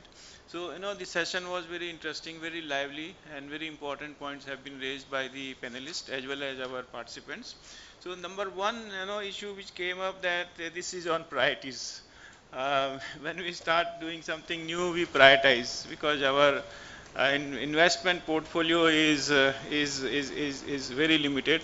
So how to, the several areas has been identified for prioritization. Number one is the research prioritization. So we need to revisit our research portfolio, leave the lots of research which we have done in the past, but in view of the future, what research is needed, especially by the public sector as well as the CGIAR. So future research prioritization is very important. Then second important for the government and the development partners is the investment priorities. Where to invest? Because as I said that the portfolio, this investment portfolio is limited and it has alternative opportunities. So investment priorities. And third one, the areas, as you mentioned, the capacity building, the priorities in the capacity building among the different stakeholders in the whole chain, from production to the middle one and the consumption one. So in the entire chain, so capacity building, which are the areas we need to have the capacity building, and different stakeholders, the capacity building at the different levels, at the policy level, the development, those who are in the ground, the farmers, the extension workers. So different actors will require a different kind of capacity building. And another important is the prioritization, is the sequencing of our action. So we develop the agenda and then sequence them, what we are going to do now and what we will do after 2 years or 3 years. So this is one area came up from all of you. The second one is the the incentives to adopt for those practices which are adapting climate change and also reducing the mitigation. Two things: the incentives as well as penalty to the those who are going against these practices, which is very difficult, because when the farmers agitated, the first item in their agenda was to allow them to burn crop residue. So incentives and penalty is important one. And then, everyone emphasized on research, especially generating data, which is lacking. So I think this is very important, and which will require investment in R&D system to generate data, which we are using the all old data, and now in now new context. So data generation and also the developing technologies is important. Another important issue which came up is the role of institutions. Different kinds of institutions are playing important role, although we have not given much emphasis on the, for example, because if you want to reduce mitigation, it requires collective action. Individual farmers, if they go, it will not have the mitigation. Only 4 farmers, 5 farmers are doing, so it will not have. They may have adaptation, but the mitigation may not be there. For that, you have to go for collective action, and collective action will come only through these farmer producer organizations or farmers cooperatives. Now Government of India has started cooperatives also, a separate ministry, cooperatives, as well as the self-help groups. If we have organized these institutions, then we can come out with they can have this mitigation also. So can we think of climate smart the farmer producers organization to tackle especially the problem of mitigation, and it will also have the adaptation. Regarding roles of besides government, I think the development partners and government need to play a key role in mainstreaming the climate change and food system transformation. So, important issue is that how we can integrate existing programs in view of the climate change and food system. So, if we do that, I think we'll require less of the resources and less of the investment. And also, if we take the increasing farmers' income, food security, undernourishment, if we take these in the front and climate change adaptation at the back, I think we can, because these three things, the income and the food security, nutrition, they are the immediate concerns of the policy makers. Climate change takes 5 years, 10 years. So if we take those in the front and also link the climate related issues in these programs, I think these will attract more funding. Then diversifying the subsidies, you mentioned in the end. So diversifying, how to diversify subsidies, again this will require a lot of research.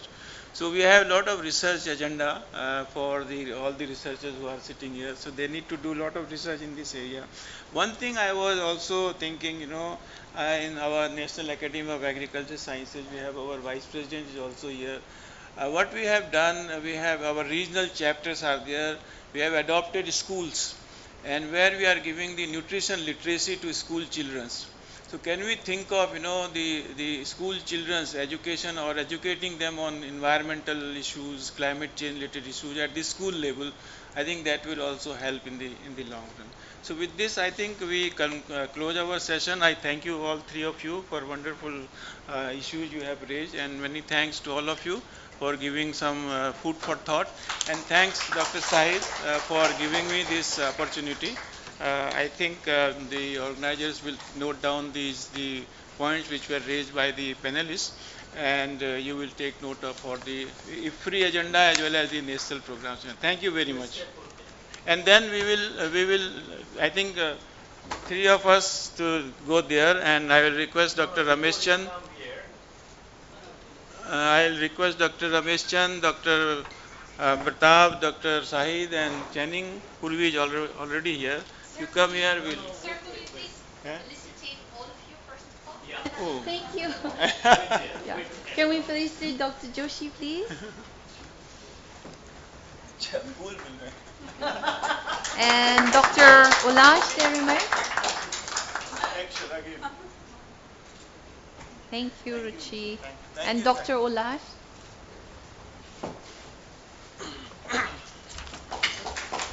Dr. Bernali Bandari?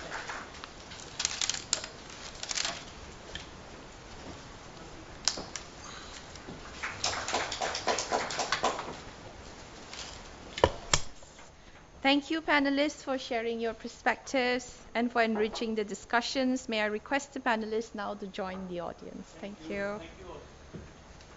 I would now like to invite in the dais our chief guest, Professor Ramesh Chand.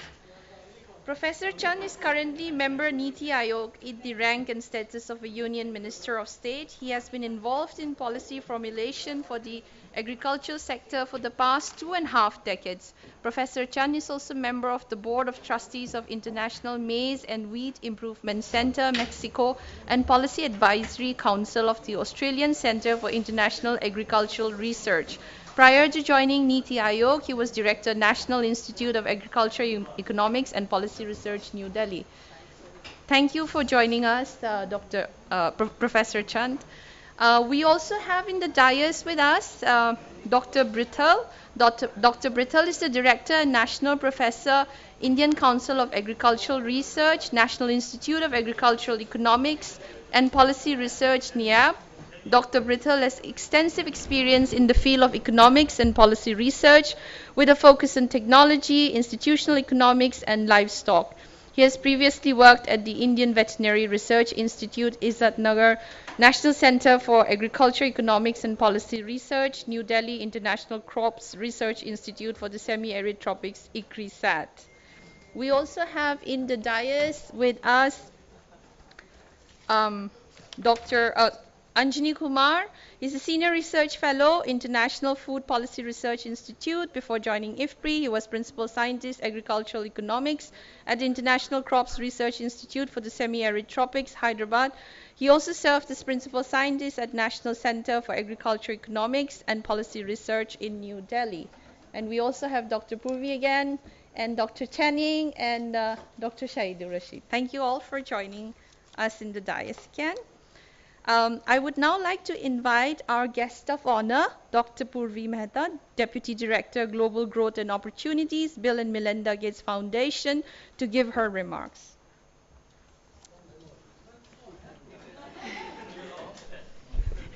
Thank you, thank you. This time you can go to the podium. Do you want me to go to the podium? Yes, ma'am. Yes, ma'am. Oh, boy.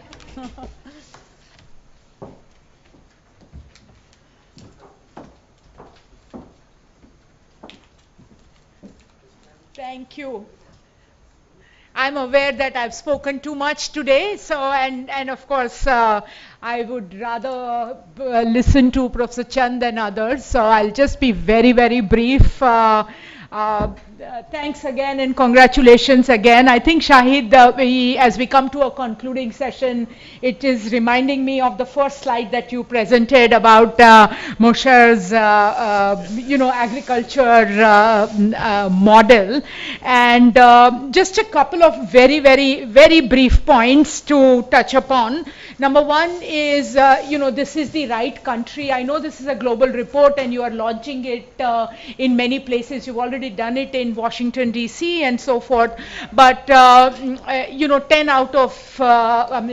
out of 10 most vulnerable countries are in this region. So I think the solutions and solution-oriented reports for this region has a special meaning. So thanks again for that.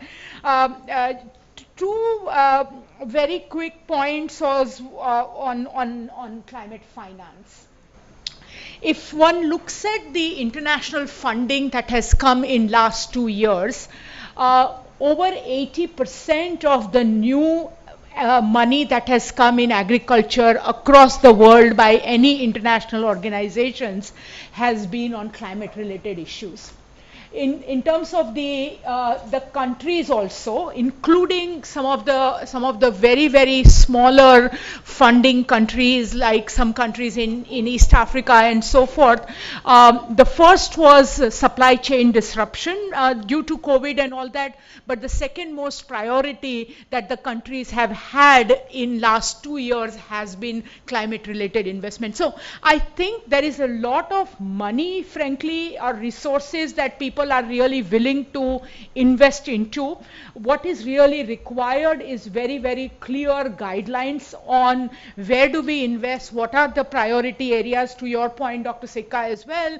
How do we measure that, and how do we leverage upon each other's resources? Because again, as WRI and several other data says, the need for climate finance is extremely large, especially in terms of adaptation, and it's not going to be one agency or one country. I think it's going to be a leverage impact. But with this, congratulations again, and I'll hand it over to the panel.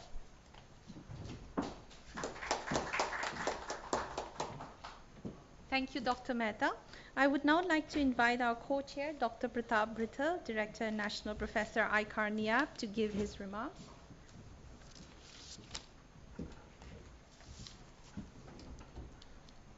Thank you, IFPRI, for giving me this opportunity. In fact, I was supposed to be in place of Dr. Joshi as a moderator, but all of a sudden at 1 o'clock I got a message that I have to represent the DG ICR. So accordingly, I had to be active. My compliments to IFPRI for bringing out such a wonderful reports, and it tackles most of the issues related to climate change impacts, adaptation, or the management of this kind of research, and how to manage this with their technologies, policies, and institutions. The main thing is that this report forewarns us that in the absence of any adaptation and mitigation kind of things, agriculture will be severely impacted, negatively impacted, and it will impact, not only the food security, it will exacerbate the problem of poverty, undernutrition, and all those kind of things that the world is facing today. I will not give my comments much on the reports per se, but something what we need to know, particularly in the context of the South Asia or India in particular. Now, if you look at the literature, the most of the assessments on climate change impacts, they centers around staple food crops. So, and they ignore the crops, particularly the horticulture crops, fruits, vegetables, livestock, whether it is a dairy or small ruminants or the poultry or even aquaculture. And in India, these commodities, they account for about more than half of the value of the output of the agricultural sector, and they have been growing fast, and they will be the future drivers of growth. So the more emphasis we require, an emphasis on generation of data, particularly in the impacts of climate change on these commodities, so that a good strategy can be built about to manage the climatic risks. And some of these commodities, particularly we talk about the vegetables, of course they are susceptible to climate change, but they also act as a buffer against the climatic change, being of short duration. Likewise the livestock. Now another issue that of course that we have a little imperfect understanding is that of course that climate will change. There are predictions that quantum of the rainfall, it may not change much in the years to come, particularly in India, but its concentration in terms of number of days or its spatial and temporal distribution, it will change. But do we have an adequate understanding of the impact of this kind of extreme events that are happening in the growing periods at intermediate ones? Say, for example, the early season droughts or the mid-season droughts or the late season droughts, how they are going to impact? Likewise, the heat stress. Now, the terminal heat stress we have seen in India this year, how it has impacted. But what about if there is a heat stress at the sowing period? So we need more of this kind of information on this impacts. The another issue is that, of course, some mention was made about the groundwater and the relationship between the climate change. Now, what about the soils? You know, soils act as a buffer against the climate change. They moderate the harmful impact, where the farmers, which crops to be grown on which quality of the soils. But our understanding of this kind of the relationship between the soil quality and the climate change impacts, you know, again, it is not perfect, it is imperfect, we don't know much about this. Now, another issue that, of course, now most of the literature that predicts the impacts of climate change, it is on agricultural productivity or the crop yields. But that means it assumes that the current production systems or the cropping system, they will persist in the future too. Now, do we have any understanding how the food system will look like towards the end of this century? Because the crops, they differ in the response to climate change, be it the terms of water requirement or the temperature. Now, they differ in their requirements. The technology can alter this kind of the relationship. The policies, they can alter this kind of relationship in terms of the comparative advantage. The comparative advantage will change, whether it's through the policies or through the changes that the technological change. And these will definitely lead to some kind of, you know, inter-regional or intra-regional shifts in the cropping pattern. But our understanding of this kind of shifts, it's limited. We don't know much about those kind of things. Of course, a lot has been said about the value chain kind of things. But again, if you scan through the literature, most of the literature on climate change impacts, it is at the upstream of the chain, that is at the farm level. What is the impact throughout the chains, middle of the chain or downstream of the chain? What our understanding is not much about this. The report prescribes, of course, that we should adopt all kind of technology all along the value chains.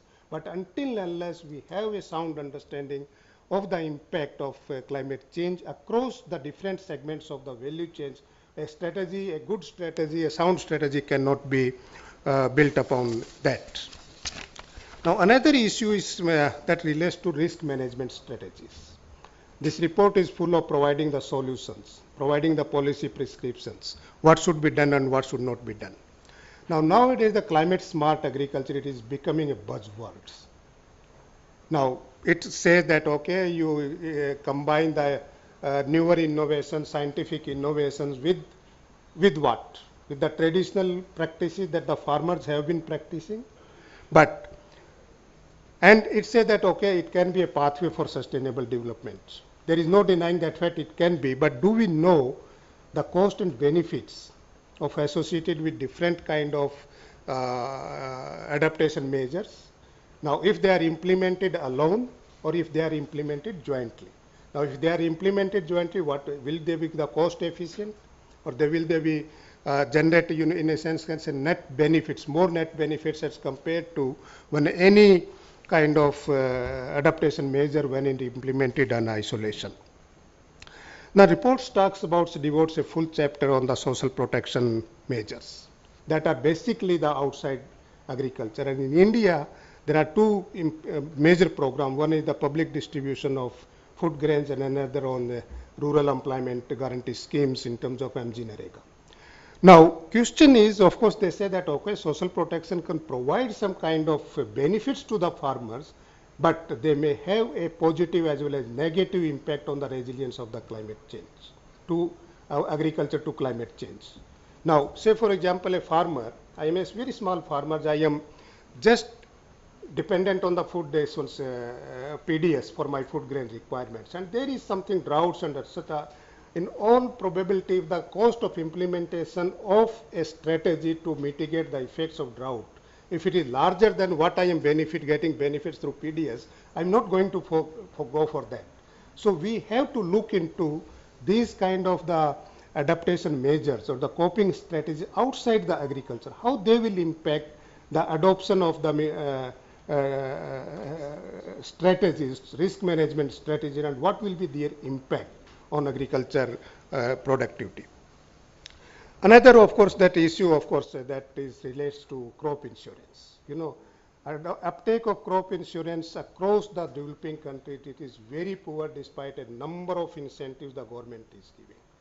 And why it is happening? Are there some economic reasons, social reasons? Generally we say the farmers are not aware, or the farmers lack finances to buy crop insurance products.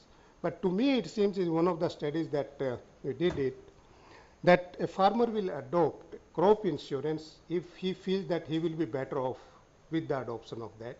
But at the same time, he also looks if it generates more benefits than the alternative adaptation kind of strategy. Say, for example, irrigation.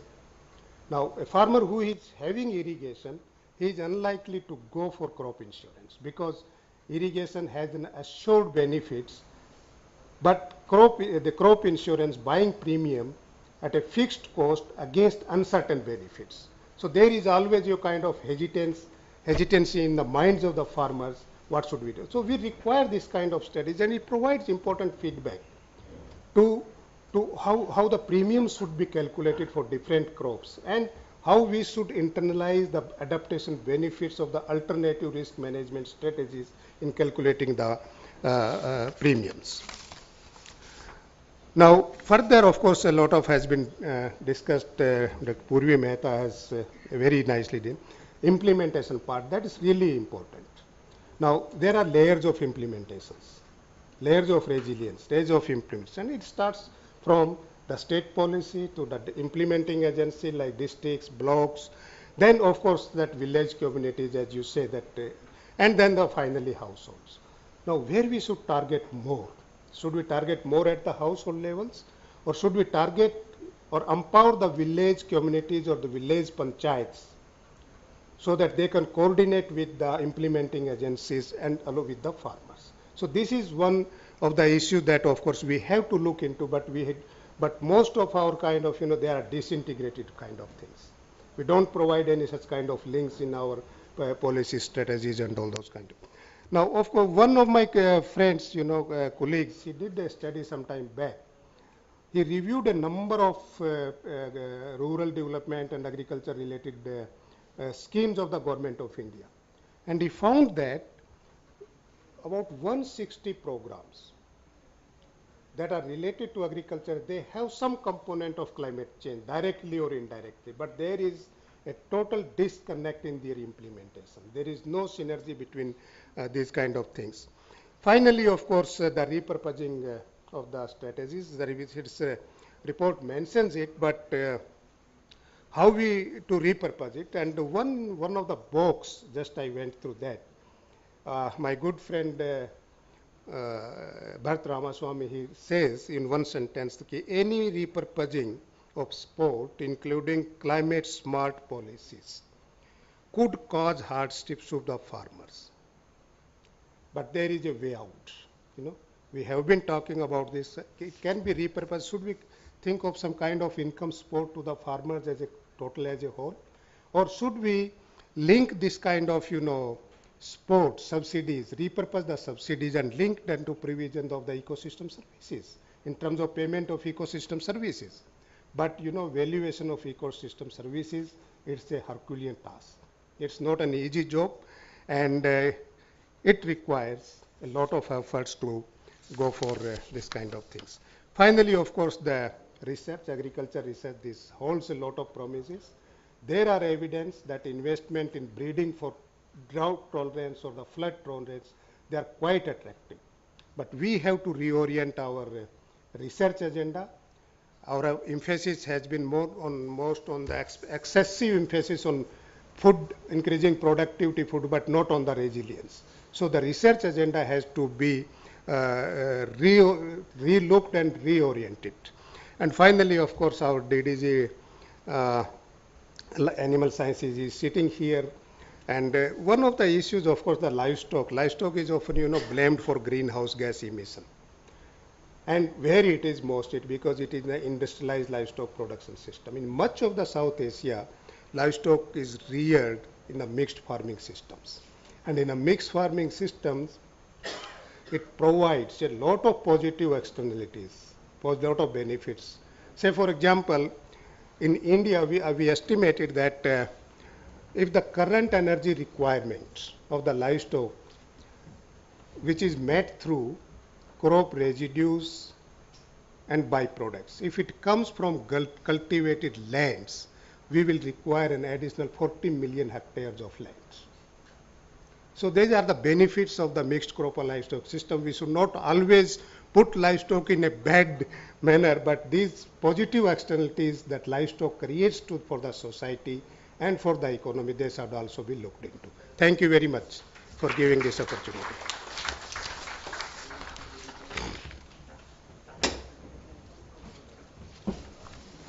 Thank you, Dr. Britta.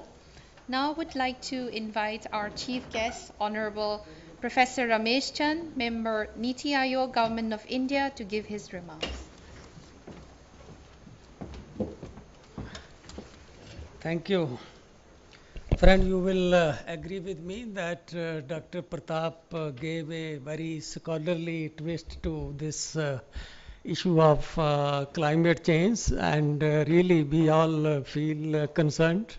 And also, as Shahid said, that it is going to throw a serious challenge to people as well as planners. So I am really getting some feeling of doomsday. So let me see if I can lift your spirit from that by relating it to an interesting incident for this event, that this is first time I have come to a book release function without going through the book. A reason is that I planned that I will go through it today from 11 to 2:03. And when I reached my office, I asked for the report, and my office told me, "Sir, you took it to home." I asked them when. They said last week. So, but I was keen, so I called my wife and I told her, "I'm sending the driver, give the report to him, I want to read it." So she told me, "You took it to office." When I asked her when, she said last week. So I got two lessons from that, which is relevant for climate change. One is that you suffer in the present for your neglect of the past. And same thing is applicable in case of climate change, that it happens with a lag, that but we neglected in the past, we are suffering now, and but we will neglect now, we are likely to suffer in future. And second is again important, that there are certain things where it is very difficult to fix accountability and responsibility, like I lost this publication. So same is true of climate change, that if you start talking developed country are responsible, developing country are responsible, you end up into an endless debate. Both sides have their own logic, their own reasons to tell, and that is what make the task of addressing climate change also a bit difficult.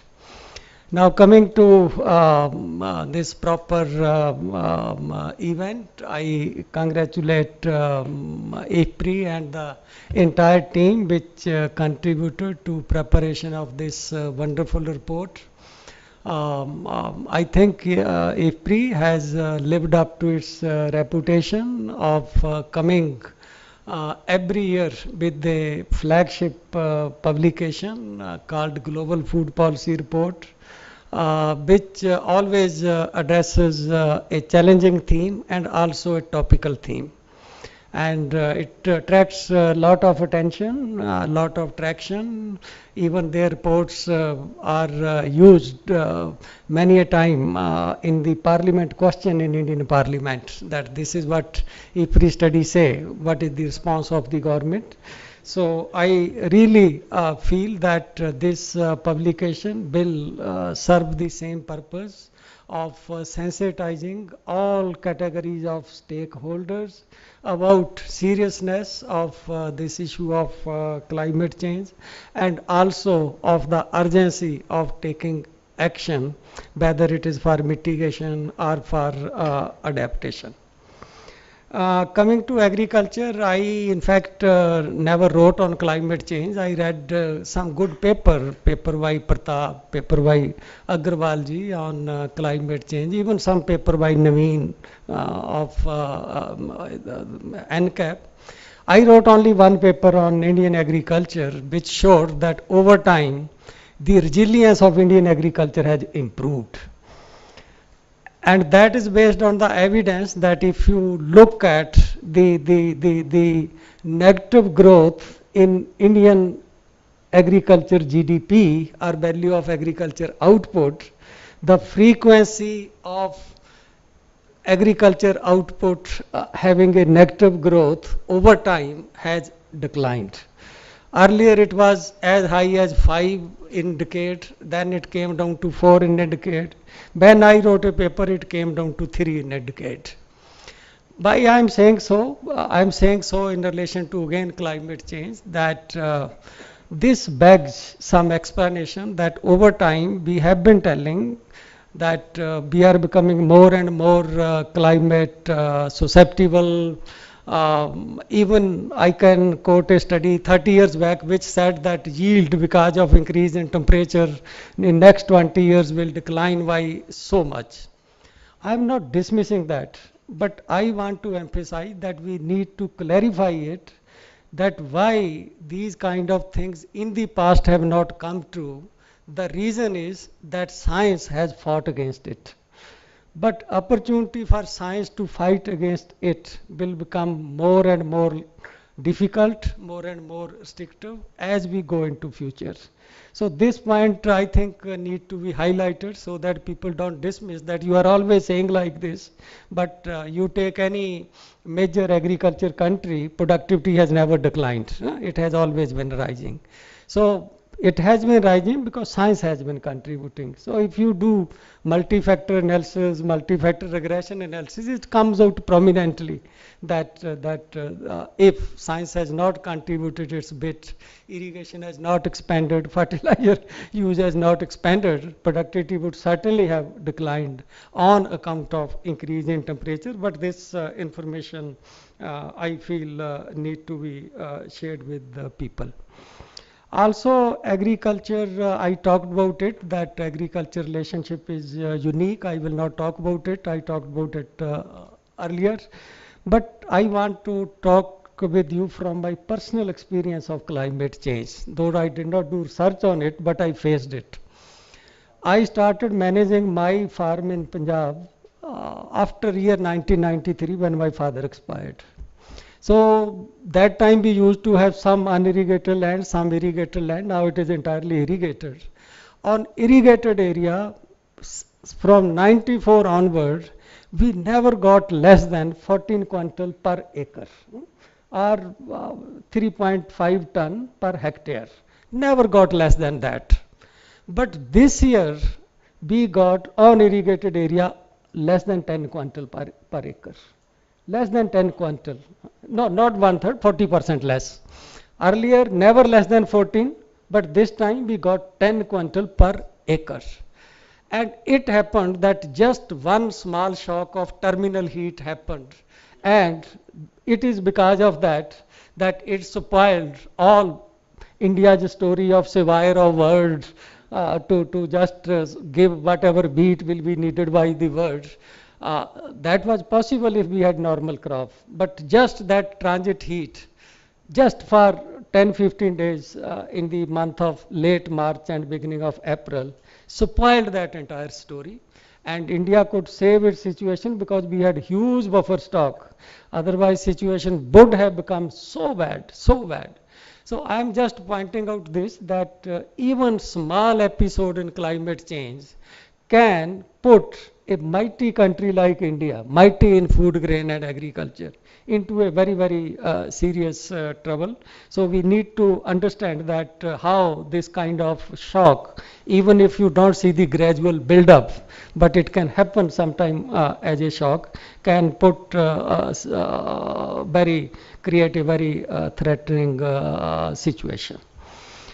I also feel that when we talk about agriculture, that We need to have, Joshiji gave 3 C's. Huh?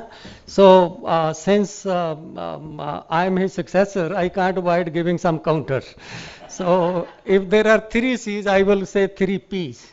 Said if you have to deal with climate change, you need to focus on 3 P. First is product. What is the most suitable product as far as climate change is happening? Second is practice, that whether your transplanting of rice will sustain, or you need to think of direct seeded rice, like that, reliance on practice. Then it is place, choice of place, but you produce where. So if you produce rice in village of Dr. Anjani Kumar, which even otherwise is flooded, you will find that the difference to greenhouse gas emission, even if you grow rice, because the village is even otherwise flooded for most of the time in that season, I think the difference to greenhouse gas emission will not be much.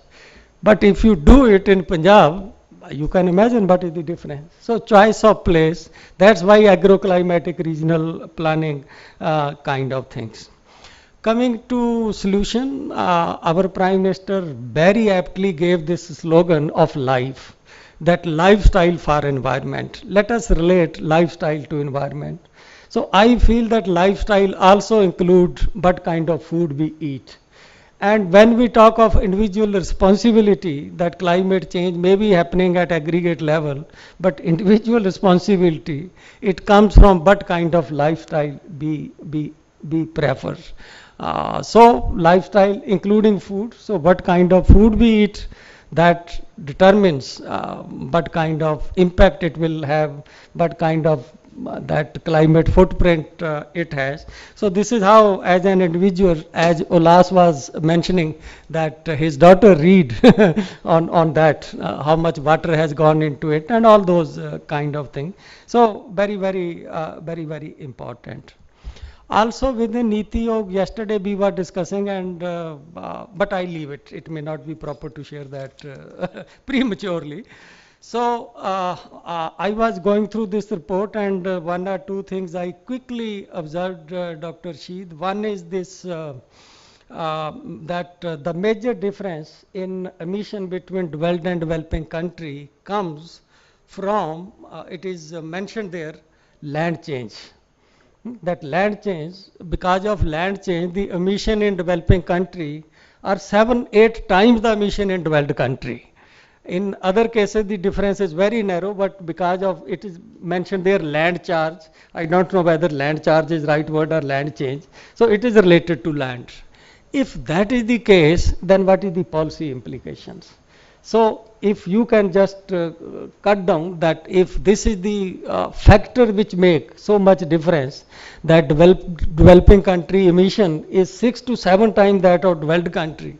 So what is its implication? What kind of land policy should we following?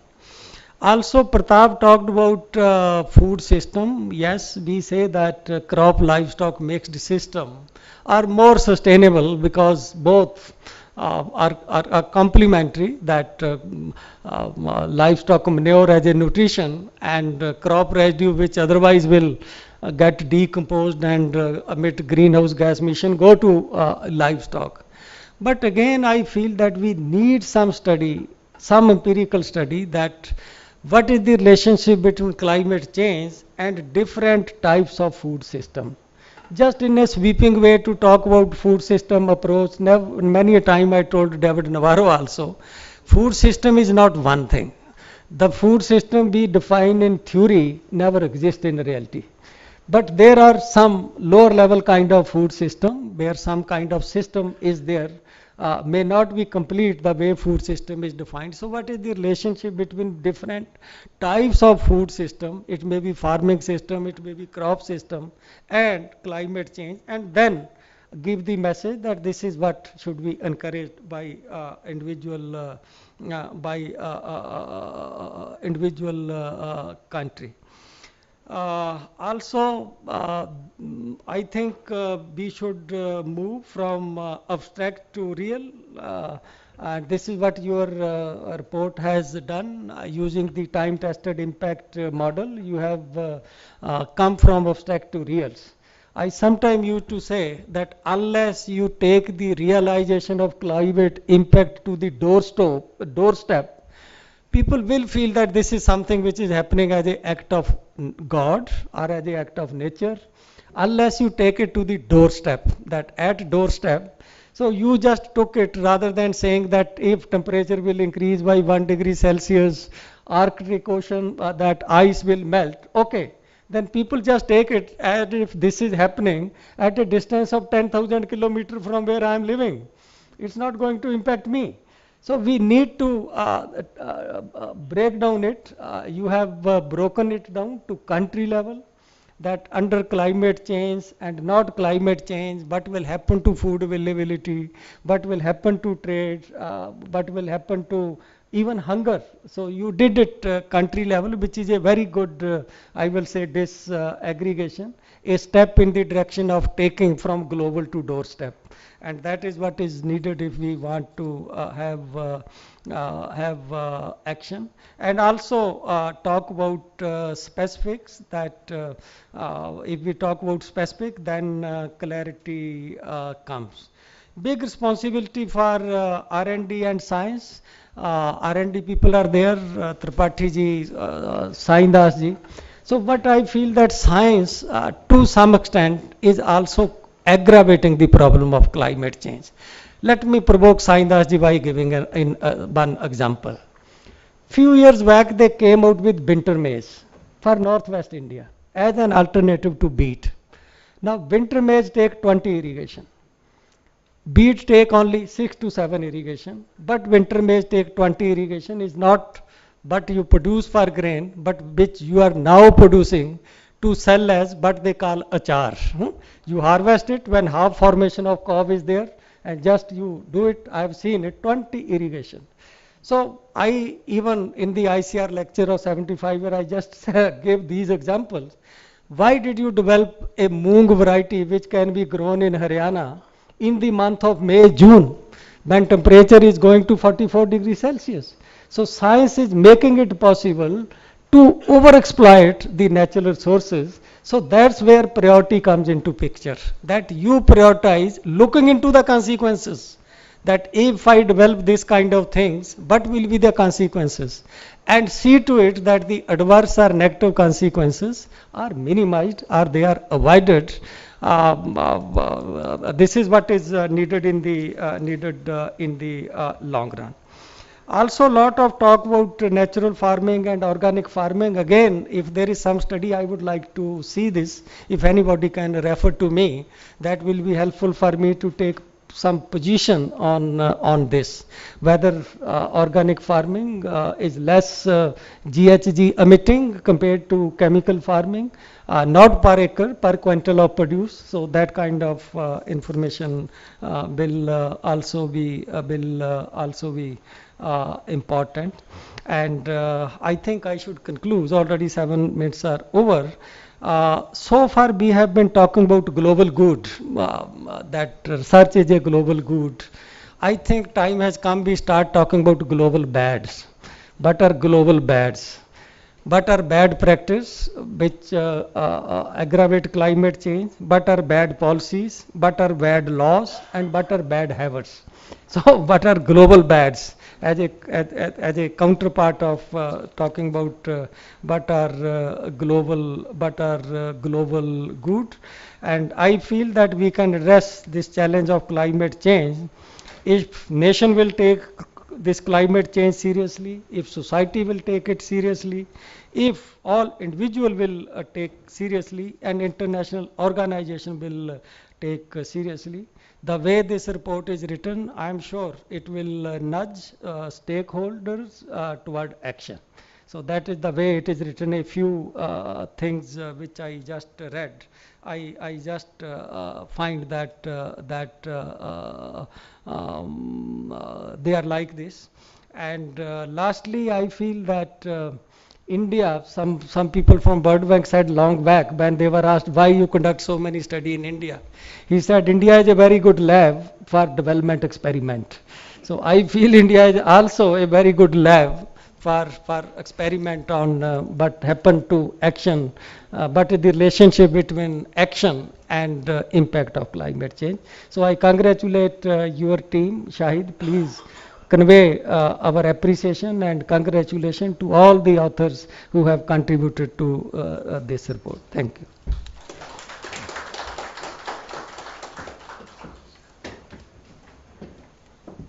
Thank you, Professor Chand, for your very insightful comments. I will now request Dr. Anjani Kumar, our Senior Research Fellow, to give the vote of thanks. Thank you very much, sir.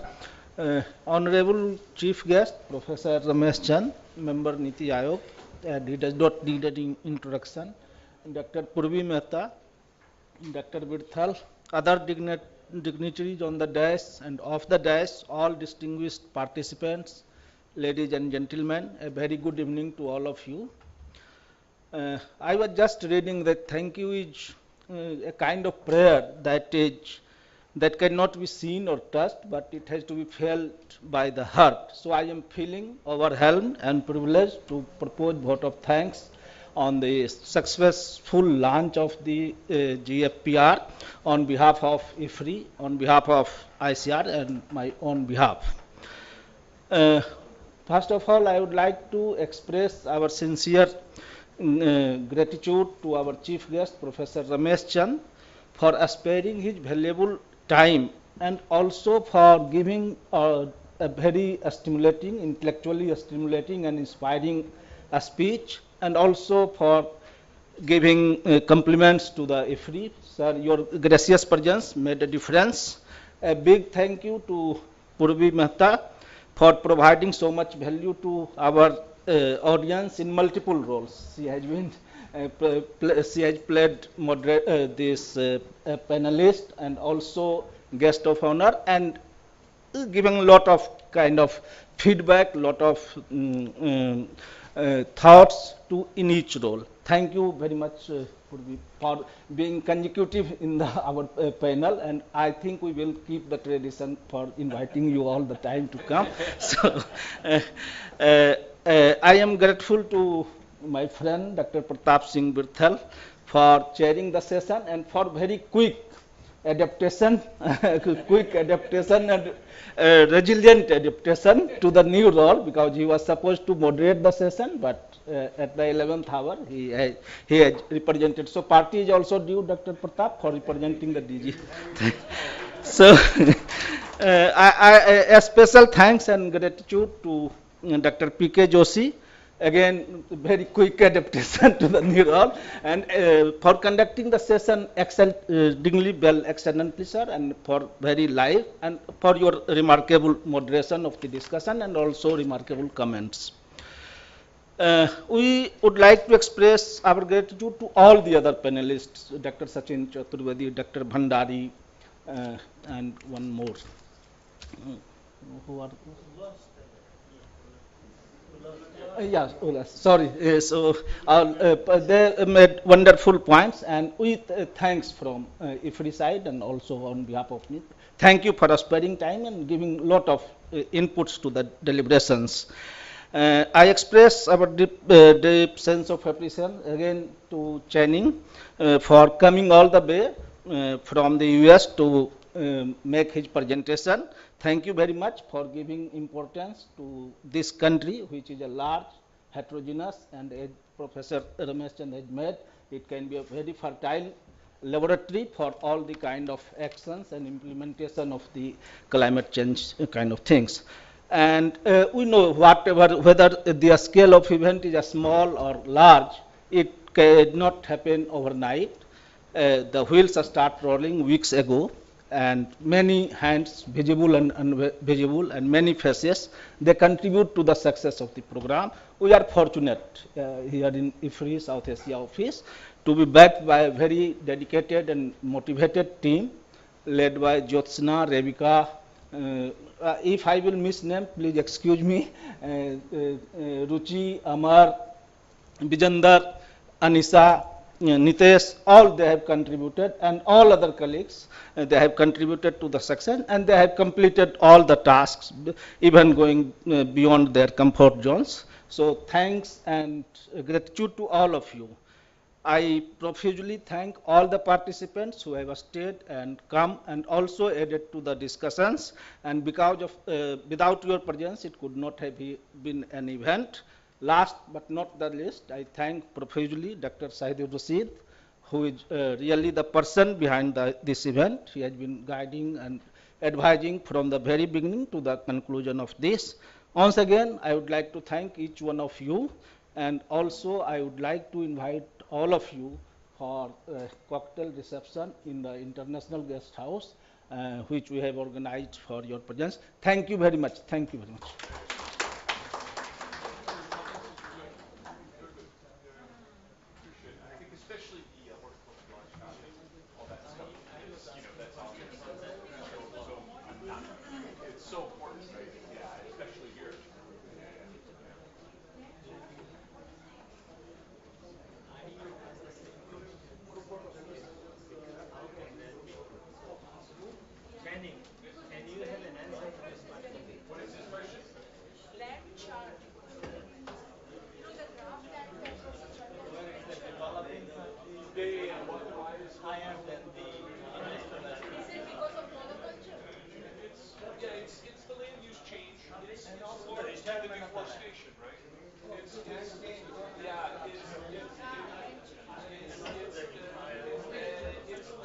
So